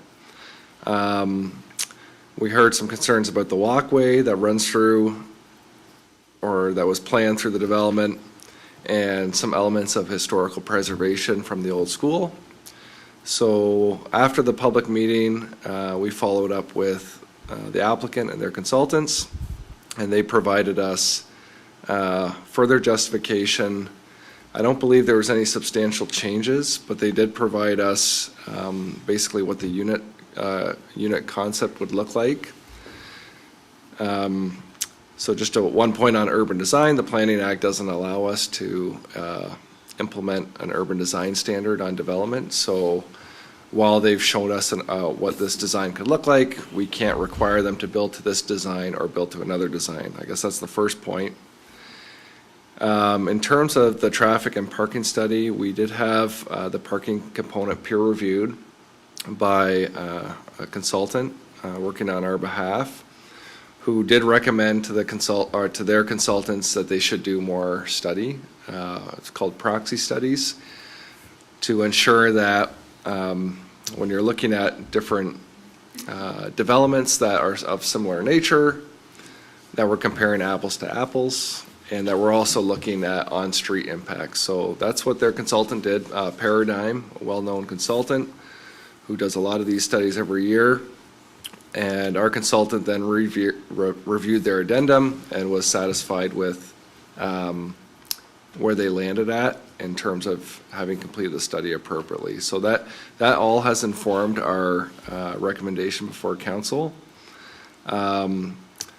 So while it may not be exactly what council or the public were wishing for as part of the public meeting, they did address the issues to satisfaction of township staff through the preparation of these professional reports to address those concerns that were raised at the public meeting. So I guess in a long answer to your question, they didn't make any physical changes. They supplemented what they had originally submitted with more information and more justification. Thank you. Madam Chair, through again back to Garrett. With regards to that situation, was there any further discussion with regards to parking? Was that design based on 1.5 or 1.75 cars per family? And we are talking here that the average family has 2. So has that situation been addressed, or is that number allowed for parking less, which means there's going to be a whole pile of cars parking on the road somewhere? And a big concern is the business across the road, Carruthers, that's been there for years. He's got a big parking lot. He is worried that could be an overflow spot. Mr. Borma, please. Yes, through the chair to Councilor Rayner. So as I mentioned, we had their study peer reviewed, which identified some gaps in how they completed their study, which their consultant Paradigm did go back and did more work looking at these different comparable sites across Niagara and in West Lincoln, taking into account, whether the municipality, if it was another municipality, if they had transit, that wasn't a comparable site. So they did a lot of work. Our consultants reviewed that and were satisfied. So they did not provide any additional parking since the public meeting. They provided further justification. So we have two parking consultants that have said these studies were done appropriately. So they're providing 1.5 spaces. In further discussions with the applicant and their consultant, these are not traditional townhouse units, they're stacked. So they're on average two small bedrooms, and these units are condominium. So they're being sold with parking. So each unit is being sold with a parking spot, and then there's a certain amount of visitor spaces. So that should add some degree of comfort when, I think, at the public meeting, it was raised that people come to Smithville, they buy a property, they think they're entitled to park on the street or have more parking or wider driveways or whatnot because they bought a single or a freehold townhouse. In this case, when they're actually buying the unit, they're buying a parking spot. So that should provide the owner a little bit of buyer beware when they're purchasing one of these units, that they're only going to get one parking spot for this limited 2-bedroom unit. We do realize that the township has more work to do on understanding what the exact parking ratio needs to be for every type of unit. We don't have a specific parking ratio set for stacked townhouses in our bylaw. A stacked townhouse just falls under the same requirements as a townhouse, as an apartment building. Those are 3 very different types of units. So we do acknowledge that to better inform our bylaw so that we can be more proactive in the future, we need to take a proactive step and understand what our parking demands actually are. So we do acknowledge that. However, for this one, we don't have that information. We can only go on by what the parking consultant has provided us, which in this case, the parking consultants say 1.52 spaces per unit is enough. But the parking consultant did give us feedback, SEMA, in that if we were to look at our parking ratios again, there's certain things that we should do to ensure that we are, for future developments, collecting as much parking as our demands are reached. So once again, that was probably a long answer, but that's basically where we landed with this application. To you, Madam Chair, to Garrett, so what you're saying is they're guaranteed one spot because they buy it when they buy the condo, and the overflow from this half a car, which I assume can be a smart car because it's about the only half a car that I know, that fits in the visitor parking area? Counselor, they buy a spot, giving them one spot. I know, but If they what want a if they got second, 2 they would cars? have Where to. are they putting the second They would car? have to buy a second spot. It's a pretty normal thing in apartments and townhouses now. You can buy another, If there is one available, oh, that's the big one, yeah. well, so you Yeah. have one car because you bought one spot. I think that's the message we're getting. So my question, Madam Chair, to Garrett is, what does the person do with the second car? You said the overflow was going to the visitor parking? Is that what you mentioned? So through the chair to Councilor Rayner and the rest of council, our bylaw doesn't break out per unit and visitor parking. Right now, it just merges it all together. Our older bylaw pre-2017 actually had a separate visitor category, which is actually more helpful in understanding parking ratios, and that's one of the things our consultant has said to us the next time we do review our parking ratios, that we separate out visitor again, because while you can somewhat control when someone buys a property to say this is your parking space, you can't control how many visitors are coming and couriers and things like that. So it's a better opportunity to resplit that out. So that's one thing we're going to be looking at doing, splitting out visitors. For this particular development, most of the units, most of the 144 condominium units will only have one space per unit. There'll be some units that will have 2 spaces, but that's a very small number. And then the rest of those spaces, so 1.1 space is dedicated per each unit, and 0.42 is dedicated for visitors. So almost half a space for every property or for every unit would be a visitor space. I know we're dealing with fractions here, but that's generally the breakdown of how this development has it. And then just to reiterate, there's those internal condominium units, stacked units, and then there's 13 regular townhouse units that front on Morgan. They are providing enough parking because they're a conventional driveway. The condominium is, all the parking is together as in like a traditional parking lot, so. Thank you. Okay. It may not be okay, Councilor Rayner, but that's the way. One other question, if I may defer to the CAO. Is there any way that I mean, this has not been started yet. This was in the process. We've had public meetings. Is there any way this council could not have reviewed the parking requirements for this township and specified what this township feels is the minimum amount of parking that should be available, and therefore make that available so that this one, who hasn't been started, can ensure that we achieve the goal that we really want? Because this is going... Councillor, we do not have a goal. We do not have an established rate of parking, as Mr. Bourma has pointed out.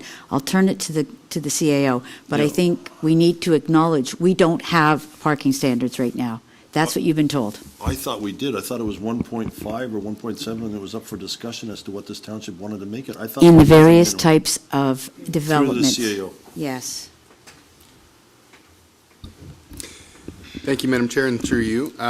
There is parking that's laid out and prescribed through, I believe it's the zoning bylaw, Mr. Borama. Through the planning process, as applications come forward, it's up to the applicant to prove their parking needs in relationship to the zoning bylaw, and if they believe that they can get away with less, then they need to demonstrate how they can do that. The developer has submitted, as is normal course, through a project like this, a planning rationale. We have had that checked by an independent consultant that has come back and said in this case the planning is justifiable. The way the planning process works, this is a normal standard process and something that administration is supporting with this application. Thank you. That's all I have. Thank you. Thank you, Mayor Ganan. And then I'll come back over here. So, thank you, Madam Chair. I have a couple of questions going back to the idea of road traffic. So there are actually two roads that come out there, College Street itself and Brock Street. Mr. Borma, Director Borma, do you know by off chance, do we own the Avondale parking space? That was public parking at one time. Is that still parking that belongs to the municipality? Through the chair to Mayor Ganan, I believe we do own that, but I don't want to say that a matter of factly without knowing if there's easements or restrictions on it. So I'm not sure either, which is why I'm asking. I was hopeful that you might know that, but we need to look into that for sure, because that will help us address the issue of the roads. And the other thing that was always understood around town is that at some point in time, Brock Street would be opened the opposite direction through land that the municipality owns closer to the train station.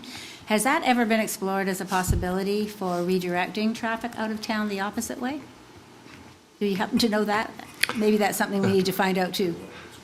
Yeah, through the chair to Mayor Ganan, I have not come across that. I don't know if Director DePaula may have had some history on that. Thank you. Yeah, through the chair, is this on? Through the chair, there's no plans to do that. We recently did a transportation master plan as part of the master community plan, and it was never identified that Brock Street should connect to Regional Road 14. So it hasn't been identified yet as a need. So we still own the property by the train station, and it still could be, even though it's not in that plan, as we're looking at growth, because everybody's bang on in terms of the problems with traffic flow in our town, and it has been that way for I don't know, decades and decades. As things have developed, they've all gone one direction off the main streets, either Highway 20 that cut through town or Griffin Street, 30 Road, and Canberra. Everything has gone in one way from that, including the street, Rock Street, that I lived on, until finally somebody bought the other end from the township, and it opened up, so there were two directions. That has been sort of something that's been happening long-term, and it's getting us now into more and more trouble as we're looking at more and more people and more cars. So I think whether it's part of our plan now, our traffic plan, I think we need to be looking at whether that's a possibility. It's going to take a while before we reach the number of cars that could potentially be coming out of this subdivision if it moves forward.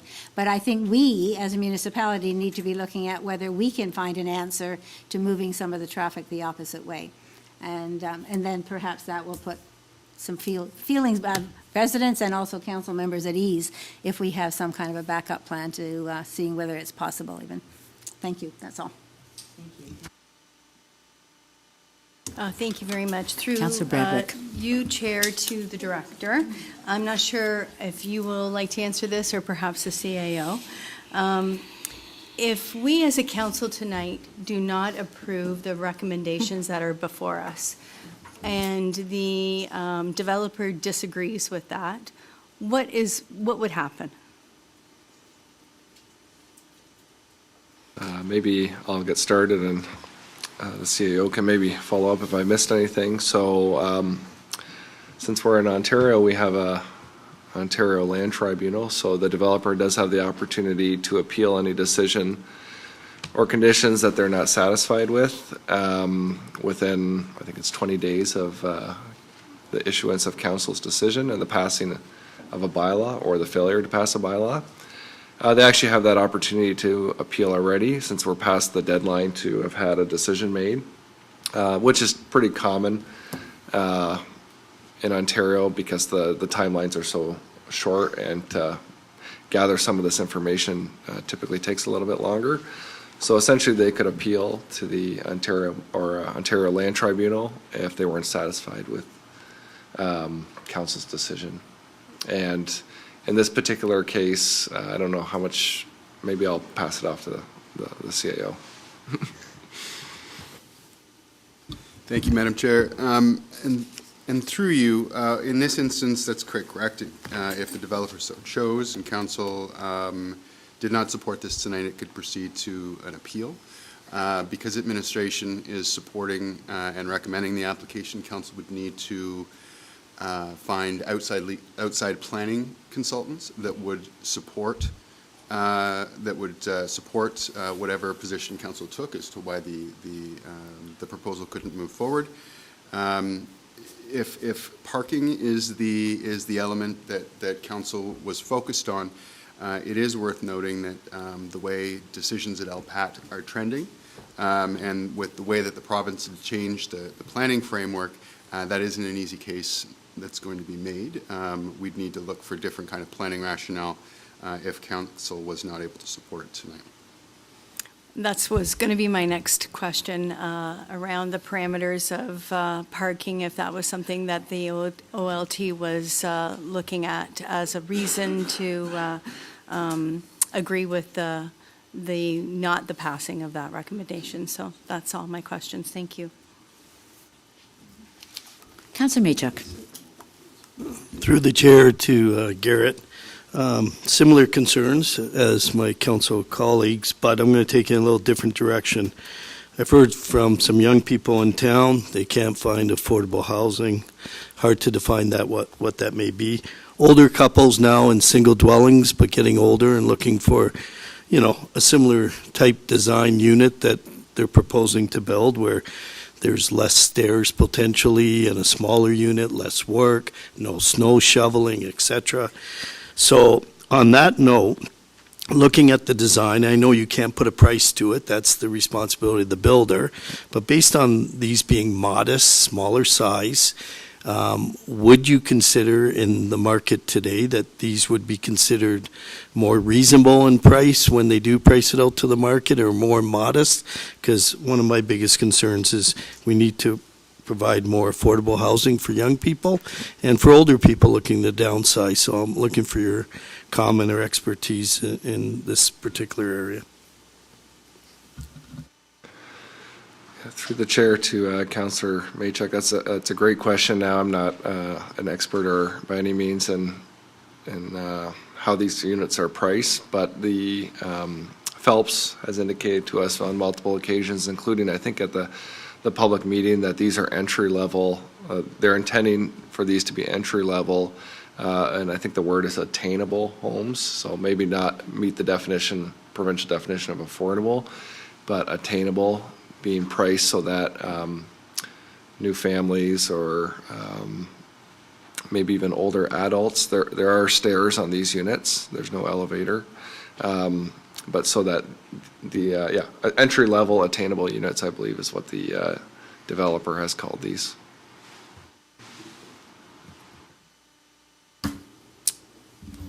Are there any other questions? Okay, so I guess the comments that I wanted to make are that without taking sides on this, this is new urbanism. And this is smaller lots, constraints, telling people they can't have more than one car because there is no place to park them, and that happens in other municipalities. And I think other than the points that the mayor has already brought up about possible opening in the near future, or in the future at some time of Brock Street, or doing something with the opening to College Street, which will be a disruption to another business. I think the thing we have to look at is not only the low-cost opportunities for this type of density at a lower cost price point that would give opportunity to individuals looking for more affordable units in a downtown core where it's walkable to get it to most of the things, whether they're old or young. We've got a 2-bedroom apartment. These are the kind of things we're going to have to look at. And no matter what we do, we're going to have to pay attention to the number of cars people are going to have. I see that already in some of our existing subdivisions that cater to older lifestyles. But I don't think we're entering into this without thinking. And at some point, much like the mayor's comment, I think there is an EA underway right now for a bypass around Smithville, which would mean that a lot of the traffic that's coming in on 20 would hopefully, I know it will disturb another established area, but it would be taking a lot of the traffic off Highway 20. And I don't know that we could put another traffic light at the foot of College Street, given that there's a turning lane to go down the left turn and one to go around the corner onto around the CIBC. So it's a very difficult conundrum, but it is one that wants to have, if we solved every other problem in getting these 14 townhouses along the street, or 13, pardon me, as well as the internal opportunity for parking and knowledge that when you bought it, it had one parking space and room for your visitors. If that's what they move into, that is what is happening in many communities. And if we are able to, in the future, look at alternatives to get traffic off the street, off 20, that may be our only solution. So if we don't approve this tonight, the developer has a chance to relook at his materials if he doesn't want to go to the OLT, which will cost him and us a lot of money and a lot of consternation and a lot of time, which will could end up with exactly what we have. And if that's what we do, then we're pushing out the inevitable of what people are waiting for, which is additional housing in a community that is in the middle of a transition from what we have to accepting or trying to do the best with what we need to do for the future. So there's the conundrum I'm seeing on this particular application, and I'm right now weighing what it is that's there. But it's a very difficult decision, and I think it's one we can't take lightly. So I hope everyone considers it. There are compromises. They've been pointed out by our staff about every element that is required, but this is a new type of development that we've never seen before. So, if there are no other comments, I ask you all to reflect on this momentarily and to come to a decision for the best of this township. Mr. Clerk.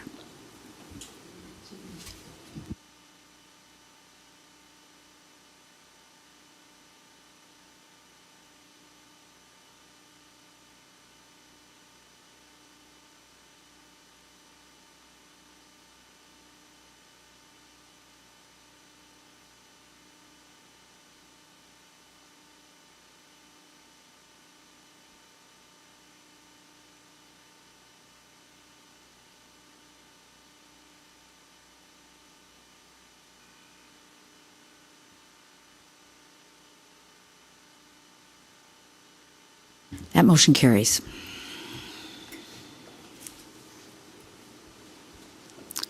Okay. Item 9.3. To item 9.3, GS 08-26.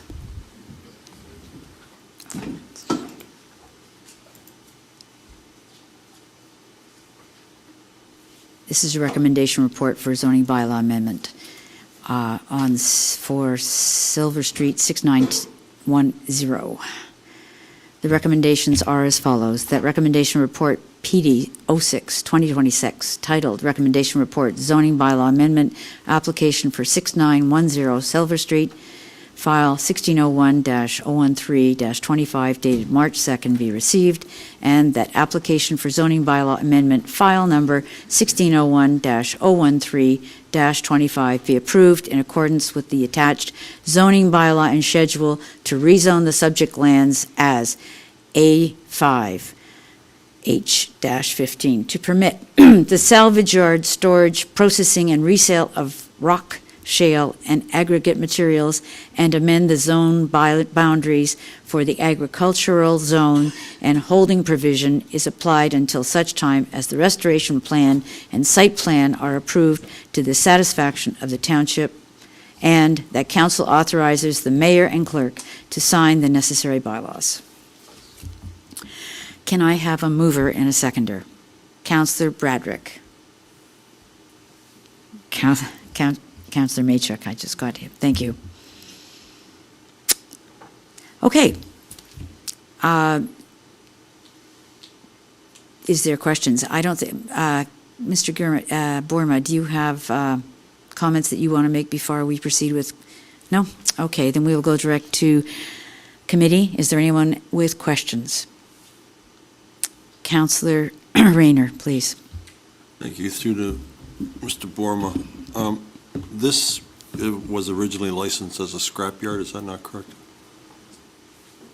Through the chair to Councillor Rayner, yes, it is licensed under the region's bylaw for a scrapyard, yeah. Through you to the chair. And then all of a sudden they started hauling rock in without the necessary documentation or permits to do that, is that correct? I think he meant through me to you. He had me confused there for a minute. Chair. Yes, through the chair to Councillor Rayner, approximately 2 years ago, or not quite 2 years ago, a series of bylaw complaints came in about the importation of aggregate material to this property. And as a result of that bylaw enforcement action, they've applied for this zoning amendment, and they have also applied for a site alteration permit. The site alteration permit we have not processed until the zoning's in place, because the location where they are proposing to locate this material or have located it is zoned agricultural, and obviously aggregate material in large quantities, what was brought in is not agricultural, so they're essentially doing a zoning swap. There's a portion of the property that's zoned for the salvage yard use that is used for agricultural, and so they're going to remove that, put that back in agricultural use in the same area, and they're going to swap it and expand the salvage yard use, as well as they've requested this additional use to store and process and resell this aggregate material. So it was large aggregate material that they're breaking down into saleable material that they source from a landfill expansion in Hamilton. So what staff have recommended before council is two things in addition to what they have proposed. And the one is that there be a holding in place to require that the site plan be updated before they continue on with this. And two, that although the zoning will allow this use, any importation of this material will still have to be approved by council through the site alteration bylaw. That way, there's a process to keep in check how many trucks are going in and out of that property, and that it doesn't become something that is not intended under the zoning. Madam Chair, through you to Garrett. This was a violation, didn't require a permit. Were they fined? Through the chair, I don't know if I can speak to that exactly in this session, but what I can tell you is the application fees for doing things after the fact are higher, and they did pay those higher fees for these applications. And maybe I'll defer to the I think clerk or maybe you've CAO. done as good as you can do, and I know Councillor Rayner will consider that before he asks for a deeper question. Councillor Rayner wants to ask the deeper question. Unfortunately, Councillor Rayner, those kinds of things are privileged, and we cannot discuss them. So unless... All right, then I'll ask the last question then. How come when this was brought to the attention of the township did not have them remove it since they did not have a permit for it, nor did they bother to do that? I think your remediation plan has been stated already, Mr. Bourma. You asked, and you have had them under remediation prior to getting any further zoning. But if you can carefully answer that question, I'll allow it.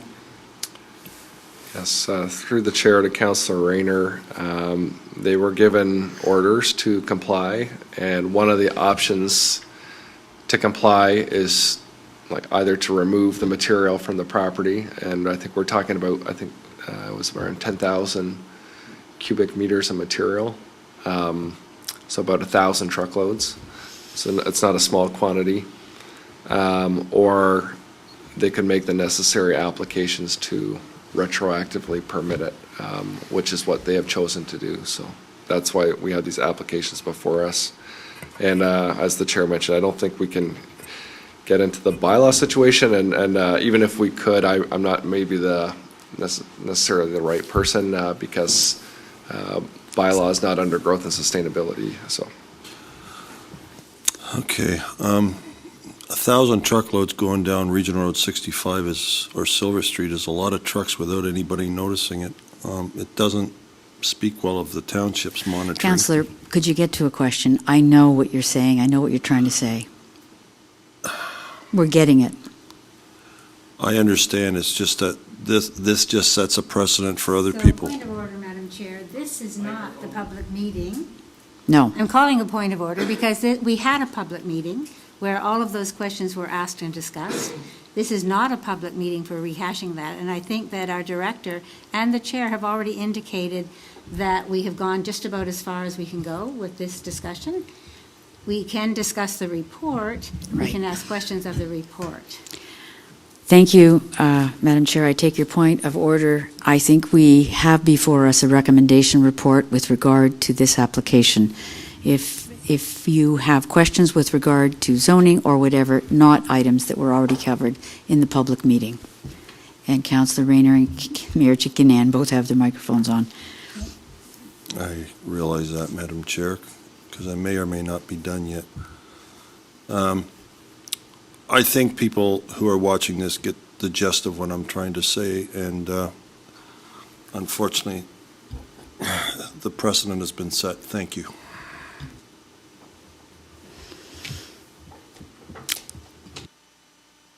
Are there others with questions with regard to the report and the action that is being asked of us as a committee tonight? I see none, which leads me to ask the clerk to put before us the question that has been properly put and seconded.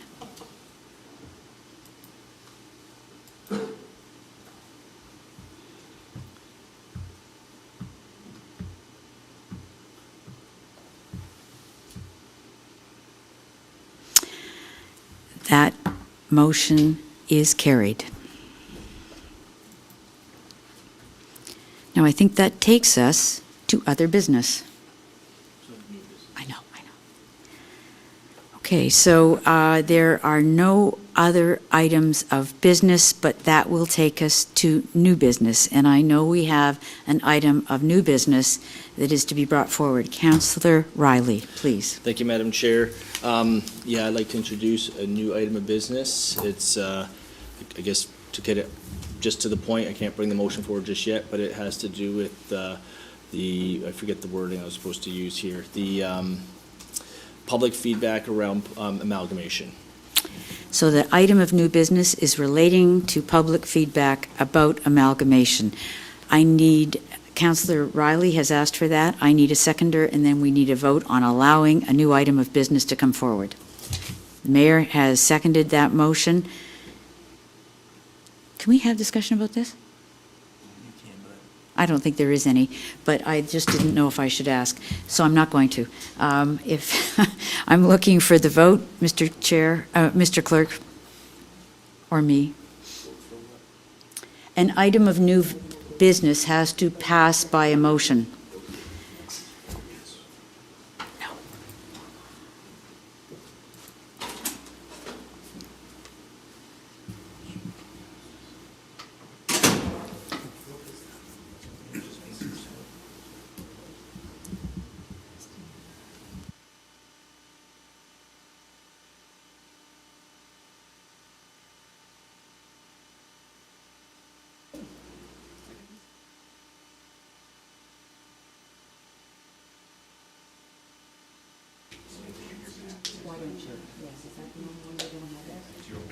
The clerk, I have an error showing up on my machine. The clerk has now brought forward the vote as it was recorded, so that motion carries. And I don't know what happened to my machine, but Councillor Riley? Yes. You now have the floor to bring forward an item of new business. Perfect. So I guess through you, Madam Chair, to the clerk, should I just put forward the motion now, and then we can actually have a conversation? Okay. You need to put it on the floor and have a seconder, and then we will, yes, so please Correct. bring it forward. Okay. I just want to make sure. So move by myself that administration be directed to begin the process of organizing public consultation in regard to the options regarding recent notice about municipal amalgamation, and that administration conduct a public meeting by the end of March and report back to council when all public feedback has been consolidated. Thank you, Councillor Riley. I assume that that means you're putting it forward, and now I need a seconder. Mayor Ganan, are there comments, questions, or concerns? So I can speak to this. You can speak to that, too. Perfect, thank you. I'll try to make them brief. If you do and you want to wrap up, if there's any others, I will give you a second chance. Thank you. I think it's pretty self-explanatory, as many know, with some of the recent notices and announcements that's come out in the last little while. There's a lot of uncertainty for not just West Lincoln, but all Niagara municipalities and what the future looks like, and even, some of the information being received of what the future of the region will look like. I think, there's done a lot of, even from some of the messaging that's been coming out and the people who've been kind of bringing that messaging, there's a lot of confusing, these are confusing times. So I think this is a really important opportunity to ensure that the public has a place to voice their feedback, voice their opinion on what this looks like, and have us be able to collect that information in such an environment that we can prepare it and hopefully present it to the province, as they're going to be looking on us for a likely direction of what we like to see in the future and possibly explore other avenues. So I think at this point, the resolution kind of speaks to itself. I guess my only request through Madam Chair to either the clerk or the CEO is that I realize we're probably asking a lot here, but I'm hoping that we can kind of get this back in time for next week, so that way we can kind of hit the ground running the week after with all the information we're going to have to get out, because it's going to take a lot of work to get the messaging out there so everybody has a chance to speak to this, who wishes to speak to this, whether it be through forms of online, phone calls, being able to actually come to the public meeting themselves, however we're going to get the messaging out and however we're going to receive that, we need to hit the ground running. So hopefully through you, Madam Chair, to the clerk, if you could speak whether or not that's realistic, I think that would be great. Mr. Clerk. Through the chair, to Councillor Riley, just as a point of clarification, I believe you're referring to coming back with a plan of public consultation, Correct. not the public consultation itself. Yes, sorry, Okay. what the plan would be, and how we're going to roll that communication piece out as well as the plan itself. Now, remembering that after next week is March break, where a number of people may be out of town, so but if it comes Yes. back next week, you should have it before the public so they can deal with it. Correct. Right, Yeah, okay? Yep, and I believe that timeline would be reasonable unless otherwise noted by the CAO, but I see him nodding his head, but I think he's weighing in.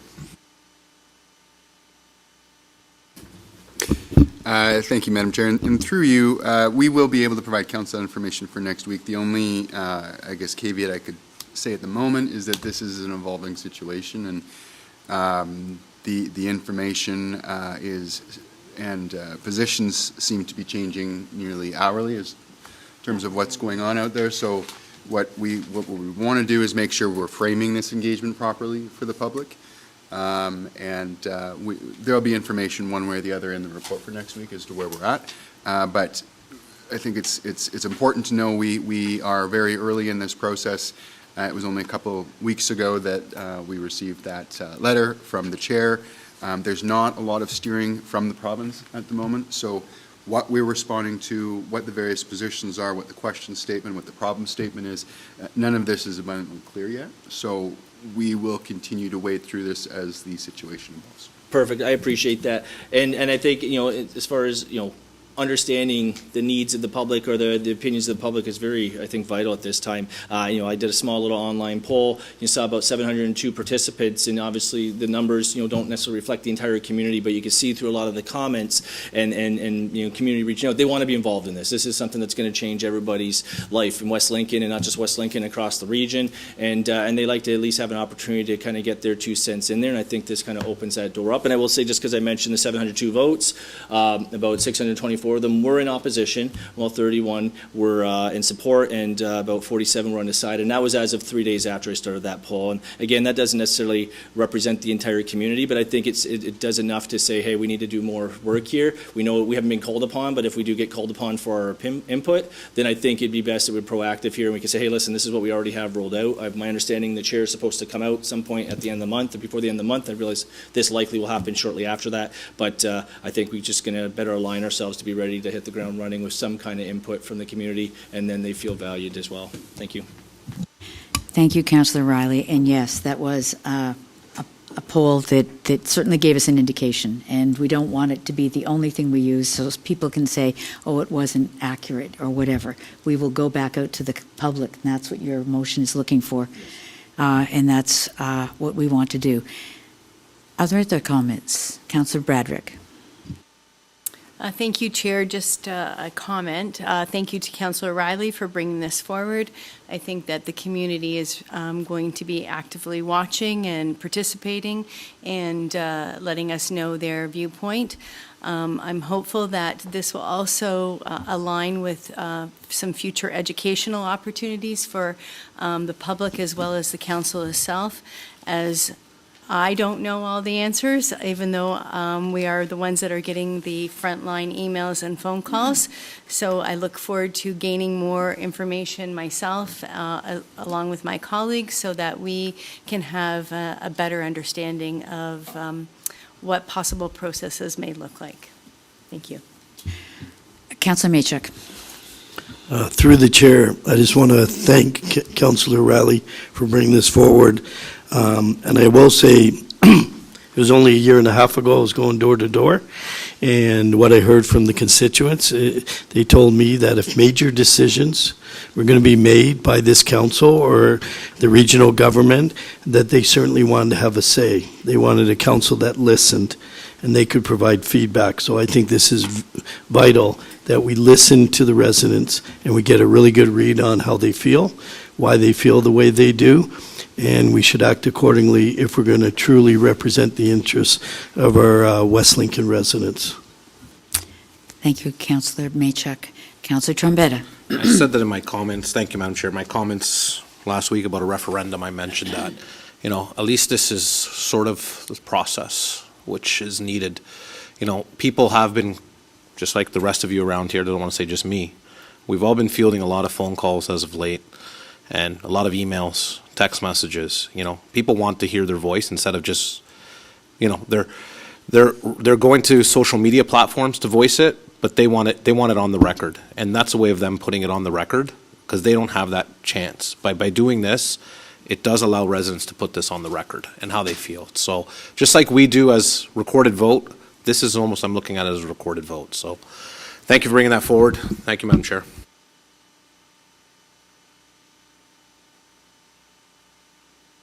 Thank you. Sorry, Madam Mayor. Since the beginning, I've had my hand up, but you were looking the opposite side. I was doing what you do all the time. You look to the left. Looking whichever direction you can get people's attention.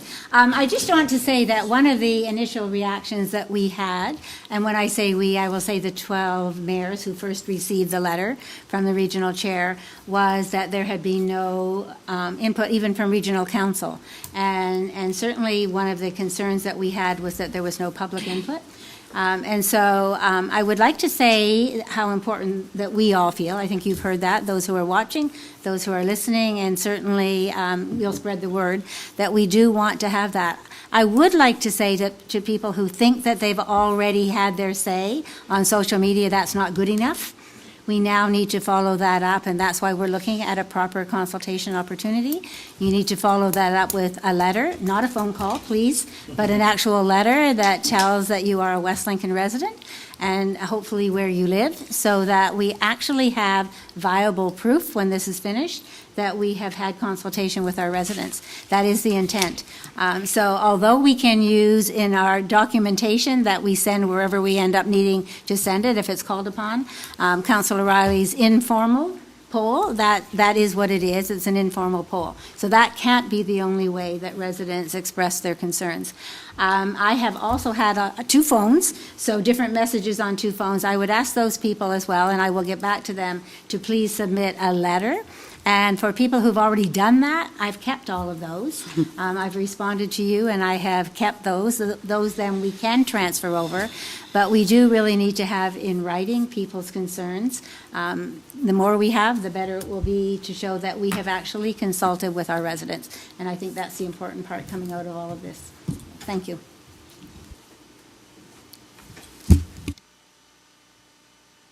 Councillor Rayner. Thank you, Madam Chair. Councillor Riley and the clerk and I have discussed this in depth during the day, and I'm very pleased with what they've put together. It represents what we need in this community. This reflects back to the time, since I've been around a while, it reflects back to the time that we had the wind turbines and the gymnasiums in the high schools that we rented in order to have the hundreds and hundreds of people show up because of something that bothered them. To me, this is a lot more serious than even that. This affects everybody. The turbines affected certain people out in the country, but this affects every single resident of the Township of West Lincoln. This is our life. This is our future. So if there ever was a time to rally, this is the time to rally, and it's so important that you do come out. It's so important that you put your name down there. It's so important that they understand how we feel. And this is the greatest opportunity we can give them. And I trust and I hope that the residents of West Lincoln will turn out and express their loyalty to something we've all been so proud of, and that's to be a resident of this township. Thank you.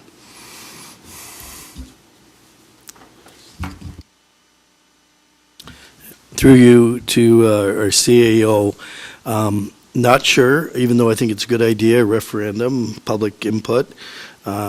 Would it be feasible, or could we, is it appropriate or not, to have like independent poll our community to see what the current status would be in terms of whether or not they're in favor or not in favor? Certainly wearing that most or not all or all are not in favor, but again, we're not a polling independent company, and I think that might show more accurate results that we could use with the government to say how people feel. So I'm looking to you.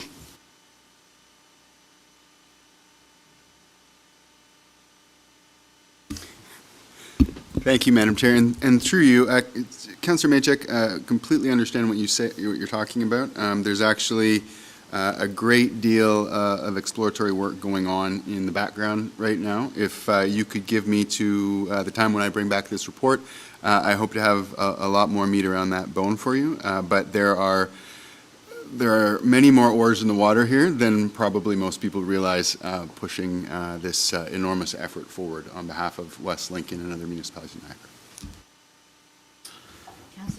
Yeah, two seconds since it would be the end of this. Just because I mentioned in my comments about residents that that'll be their recorded vote, I think this needs a recorded vote as well, Madam Chair, so at the appropriate time, if that's over the will of the motion. Thank you, Madam Chair. A couple things I got to mention, because we were talking about my informal vote, or my informal poll, sorry. Just for transparency, the poll was viewed by 10,306 people. Of that, 99.7% were from Canada, while 0.03 was from the U.S. It gives me some of these analytics. What I found most fascinating was when it broke down the age groups. You got 35 to 44, 23%, 45 to 54, 21%. It goes all the way down even to 18 to 24, which saw almost 3%. This is a situation everybody wants to weigh in, is what I'm trying to break down here. And so I think it's important, so through you, Madam Chair, to staff, that this polling's done at a high level, in the sense of I don't want it just to be, are you for or against? I want it to be broken down in the different scenarios and different possibilities. So even though, with the assistance of the clerk's department, we have it written specifically to say, in regards to the recent notice, I want to make sure that that's not handcuffing us and that you guys are able to pull it, in the complex matter that needs to be, so that people have an opportunity to not voice, hey, yeah, I agree with this, or I don't agree with this, and then a secondary option and a third option and so forth. So that way we kind of really get a shape of where we're at. And I don't think this is something that should be done like a little poll online. It needs to be high level, and it needs to make sure that it kind of really provides that specific detail, so we're providing that informed information when we go forward. So anyways. Statistically accurate. Correct, statistically accurate. That's the phrase I was looking for. Thank you. Okay, if that is done, I have a couple comments, and that is that growth will change West Lincoln. We've been planning for it for a number of years. The reality of it is that now we're being told that in Niagara, West Lincoln will eventually grow within a time frame to being larger than Lincoln and Grimsby at the moment. And that change is something that our community has to embrace, and it's going to create change. And you people have all said, change isn't easy. Look at what happened tonight when we faced change in the type of construction we're going to have to face, and the change in our parking standards. That is going to upset people. It's going to require us to accommodate different types of things. So that in and of itself, our community will be looking at different types of construction and different dynamics, as well as a change in population. So a thing like amalgamation, or whatever ends up happening in West Lincoln, is going to bring about change. And to us in this community, we're going to be facing a number of transitions. So for that, I am very much looking forward to our staff. I'll get the clerk to repeat the motion in a moment, but anything that is going to be considered, we as council will probably need an education session, much like we did for traffic, which is a much smaller item. In parking, we will need to be educated on this, so that we are all understanding how we're getting forward, so that we can explain to the community with a better understanding from our staff as to how we're going forward. So I'll look forward to that as well, and I'll look forward to us having the right comments, because all of you have said to me, and I too have had a number of emails and phone calls, and being stopped in parking lots or the Tim Hortons where I was today. And so I think we see the amount of nervous tension that there is in the community. So we want to make sure this is right. I commend you, Councillor Riley, for your informal poll, and I think it takes us to a place where statistically correct, with the staff doing what they can and us having an understanding of what it is, the options we have before us, is a very good way for us to go forward. And I say that with all of me. So, Mr. Clerk, will you please repeat the motion which we are going to have a recorded vote for? Through the chair, for council's benefit, that administration be directed to begin the process of organizing public consultation in regard to the options regarding recent notice about municipal amalgamation, and 2, that administration conduct a public meeting by the end of March and report back to council when all the public feedback has been consolidated. And Councillor Trombetta did ask for a recorded vote on the matter. Do we need to put in, you can report back next week? No, that's already captured, yeah. So, Mr. Clerk, you will please call the vote. I will go from bottom to top, because I always go top to bottom usually. Councillor Maychak.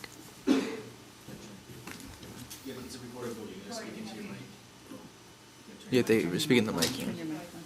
Sorry, in favor. Councillor Trombetta. Support. Councillor Chichok. Yes. Councillor Rayner. Support. Councillor Bradrick. Support. Councillor Riley. Support. Mayor Ganan. Support. And that vote carries. Thank you. I think what I heard was that it was unanimous that this council supported those recitals and the motion in its fullest.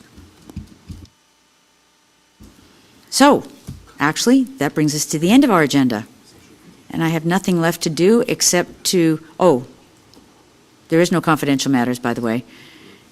So there is nothing to report there, so I call an adjournment at 9:04.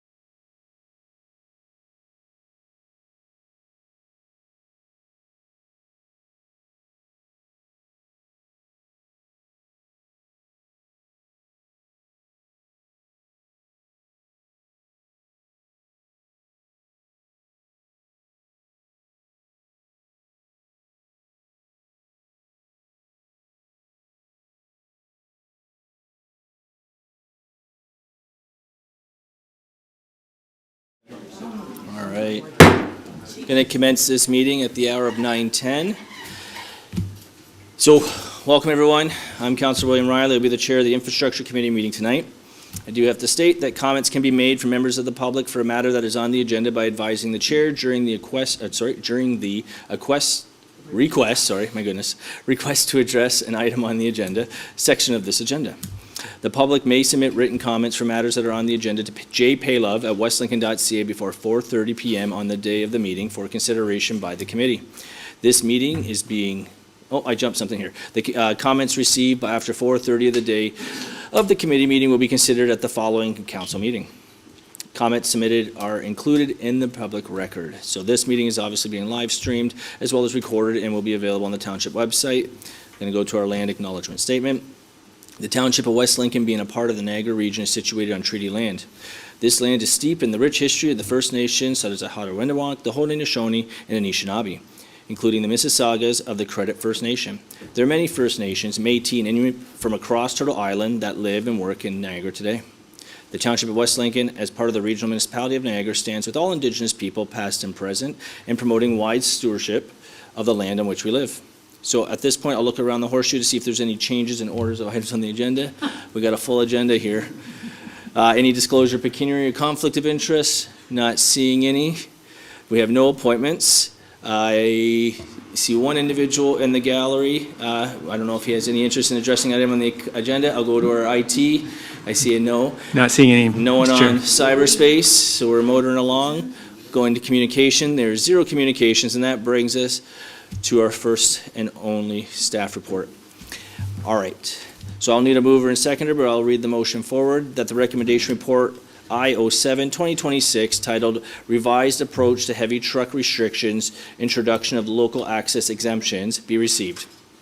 In that council approve amendments of, to bylaw 89-2000, as outlined in the draft amending bylaw attached as Schedule A into this report, and that council approve amendments to Schedule S of bylaw 89-2000, including revisions to heavy truck restrictions chart to implement heavy truck restrictions on Yonge Street between Regional Road 14 and Regional Road 12, South Grimsby Road 8 between Regional Road 20 and 20 Road, and South Chippewa Road between Regional Road 63 and Regional Road 2. So if I can get a mover and seconder, I got Councillor Chichuk, I have Councillor Rayner. I will open the floor for comments and questions. Not seeing any. I think we're good to go. Director, did you want to speak to this in any capacity? You just give me a little bit of shrug there, so go for it. Yeah, sure. I'll make this quick. Thank you through the chair. If this committee remembers, back in September 2025, we brought forward a report recommending load restrictions on these 3 roads. There was some business owners and residents that came to the meeting, shared some concerns with how the proposed restrictions could negatively affect their operations. So as a result of that feedback, administration was directed to come up with a revised approach that would protect the township infrastructure while clearly permitting access along affected businesses along that corridor. So this report presents that revised approach, where we're basically introducing a formal exemption framework and a weight classification table to provide clarity for enforcement. So attached, we feel this approach will help preserve the integrity of our roads, reduce ongoing maintenance costs, and continue to support the economic and rural character of West Lincoln. So attached to this report is a Schedule A, which lays out the restrictions in the proposed bylaw, and it lays out different types of restrictions. Basically, the heavy load, heavy load restriction is for trucks over 15,000 kilograms, and we also have some restrictions in here that recognize that if you're a business operating in West Lincoln, you would be exempt from these truck restrictions. So that's a basic summary of the report. So I got Councillor Rayner, then Councillor Trombetta. Thank you, Mr. Chair. Through the Director of Public Works, you have changed the weight restrictions on the road, specifically on 20 Road, which affects a very large grain drying operation at the end of Regional South Grimsby Road 8. So how does that protect the road then if we're allowing the trucks? And it's not just the trucks, but we're talking heavy grain wagons, 3 and 4, hooked up together with a very large 400-horse tractor going down the road. Not that I'm against this, because I'm obviously supporting the farming community, but you did this in the protection of the road, and now you're saying that they can do it. How are you therefore going to protect the road? I'm a little confused here, because you had a purpose behind doing it, and now you have to reverse it in order to protect the interests of the agricultural community, which I certainly support. But what can we do to protect the road now? Because we're basically going to do what you didn't want to do. Am I not correct? Go ahead, Director. Is this on again? Yeah, through the chair to Councillor Rayner. Once again, we're trying to find a balance between protecting the road assets and providing proper restrictions for businesses within the community. Farming, it's part of the council strategic plan. We feel allowing farm equipment as an exemption is worth it. A lot of farm equipment, it all depends. It's not just the load of the vehicle. It also depends on the number of axles you have. So we're very strategic with providing, and there's a picture in the report that shows the different types of vehicles that will be permitted and vehicles that will not be permitted. And the vehicles that will be permitted, they kind of have there's multiple axle configurations to kind of distribute that load on the road. Mm-hmm. So that's the approach we took, as opposed to the first approach that we did back in September, where we just said, heavy truck restriction. We dived into a little bit further and looked at different vehicles, axle configurations, and this is the approach we're presenting this evening. So in Figure 1 in the report, it's mostly, transport truck vehicles that don't have that proper axle configurations, which could have a negative impact on the road. But the other pieces of equipment aren't that detrimental to damaging the road structure. Second question? That's one question, if I may, Mr. Chair, through to the director. Okay, so who's going to be monitoring this? Does this information go to the MTO? Is the MTO responsible for monitoring this? Is our public works people responsible? Have they got the qualifications to enforce it? Yeah, through the chair to Councillor Rayner, we're going to, once council ratifies and approves this bylaw, we will be communicating it out to the community, and we do meet with our Niagara Regional Police in our local district once every few weeks. So we will communicate that to them, and they're the ones that enforce this restriction. Through you, not the MTO, it's the local police. The MTO can as well, but we would start with the local police. Just one further question, Mr. Chair. Caser Center Road, which is where I live on, south of 65 is no longer a paved road, it's a tar and chipped road. And I see 53-foot transport trucks going down that road. Is that allowed? I think they're skirting to try to hook into number 3 to head up towards Jarvis or Port Dover or Simcoe, whatever, and they're taking a shortcut. But those tar and chip roads, especially this time of year when they're actually coming apart with the thawing, are they allowed to put these heavy trucks on a road that's only tar and chipped? Through the chair to Councillor Rayner, there currently is not a load restriction on that road in question. There is a restriction on all of our tar and chip roads from March 1st till middle of April, and to deal with the freeze-thaw cycle. So theoretically, it's not allowed during that time period, but there is no truck restriction on that section of road. Mr. Chair, other than that particular time, from March 1st, you said till April. So again, it's only coincidental if the police department happens to be there. And out in my area, you could call and wait 45 minutes for a cruiser, so don't be too optimistic anybody's going to be caught. I guess that's basically what I can tell you. Thank you. All right, thank you. Councillor Trombetta, thank Councillor Bradrick. Thank you, Mr. Chair. Just a question through you to the director. Now that the grain operation and local businesses are permitted, they don't qualify, who is catching the Walmart truck that's driving down the road? These type of like trucks that we are gonna still get, who is gonna be monitoring that?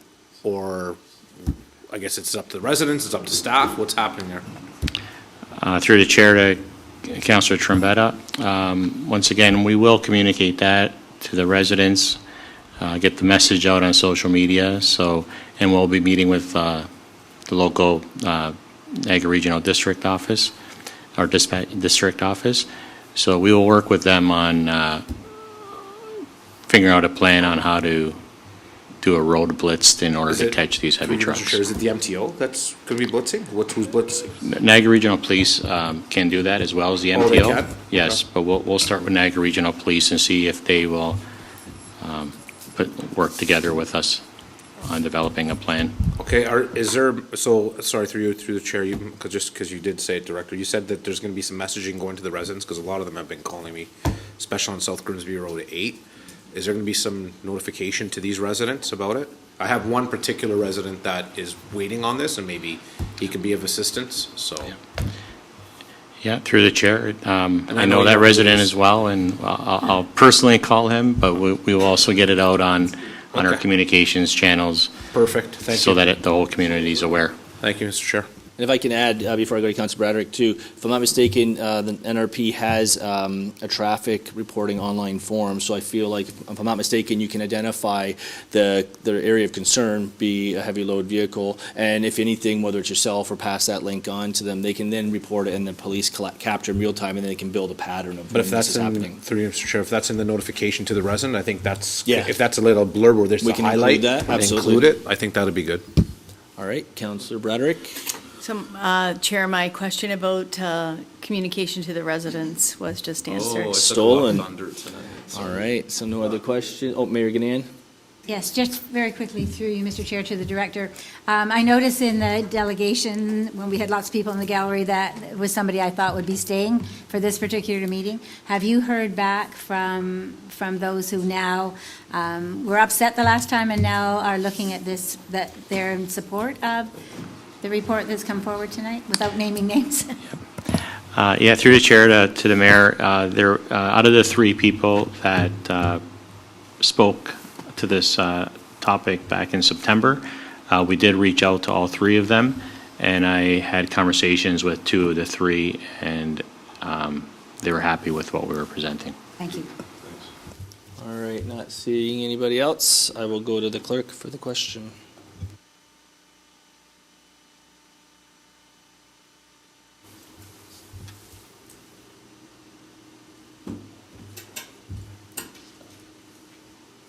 We gotta wait for it.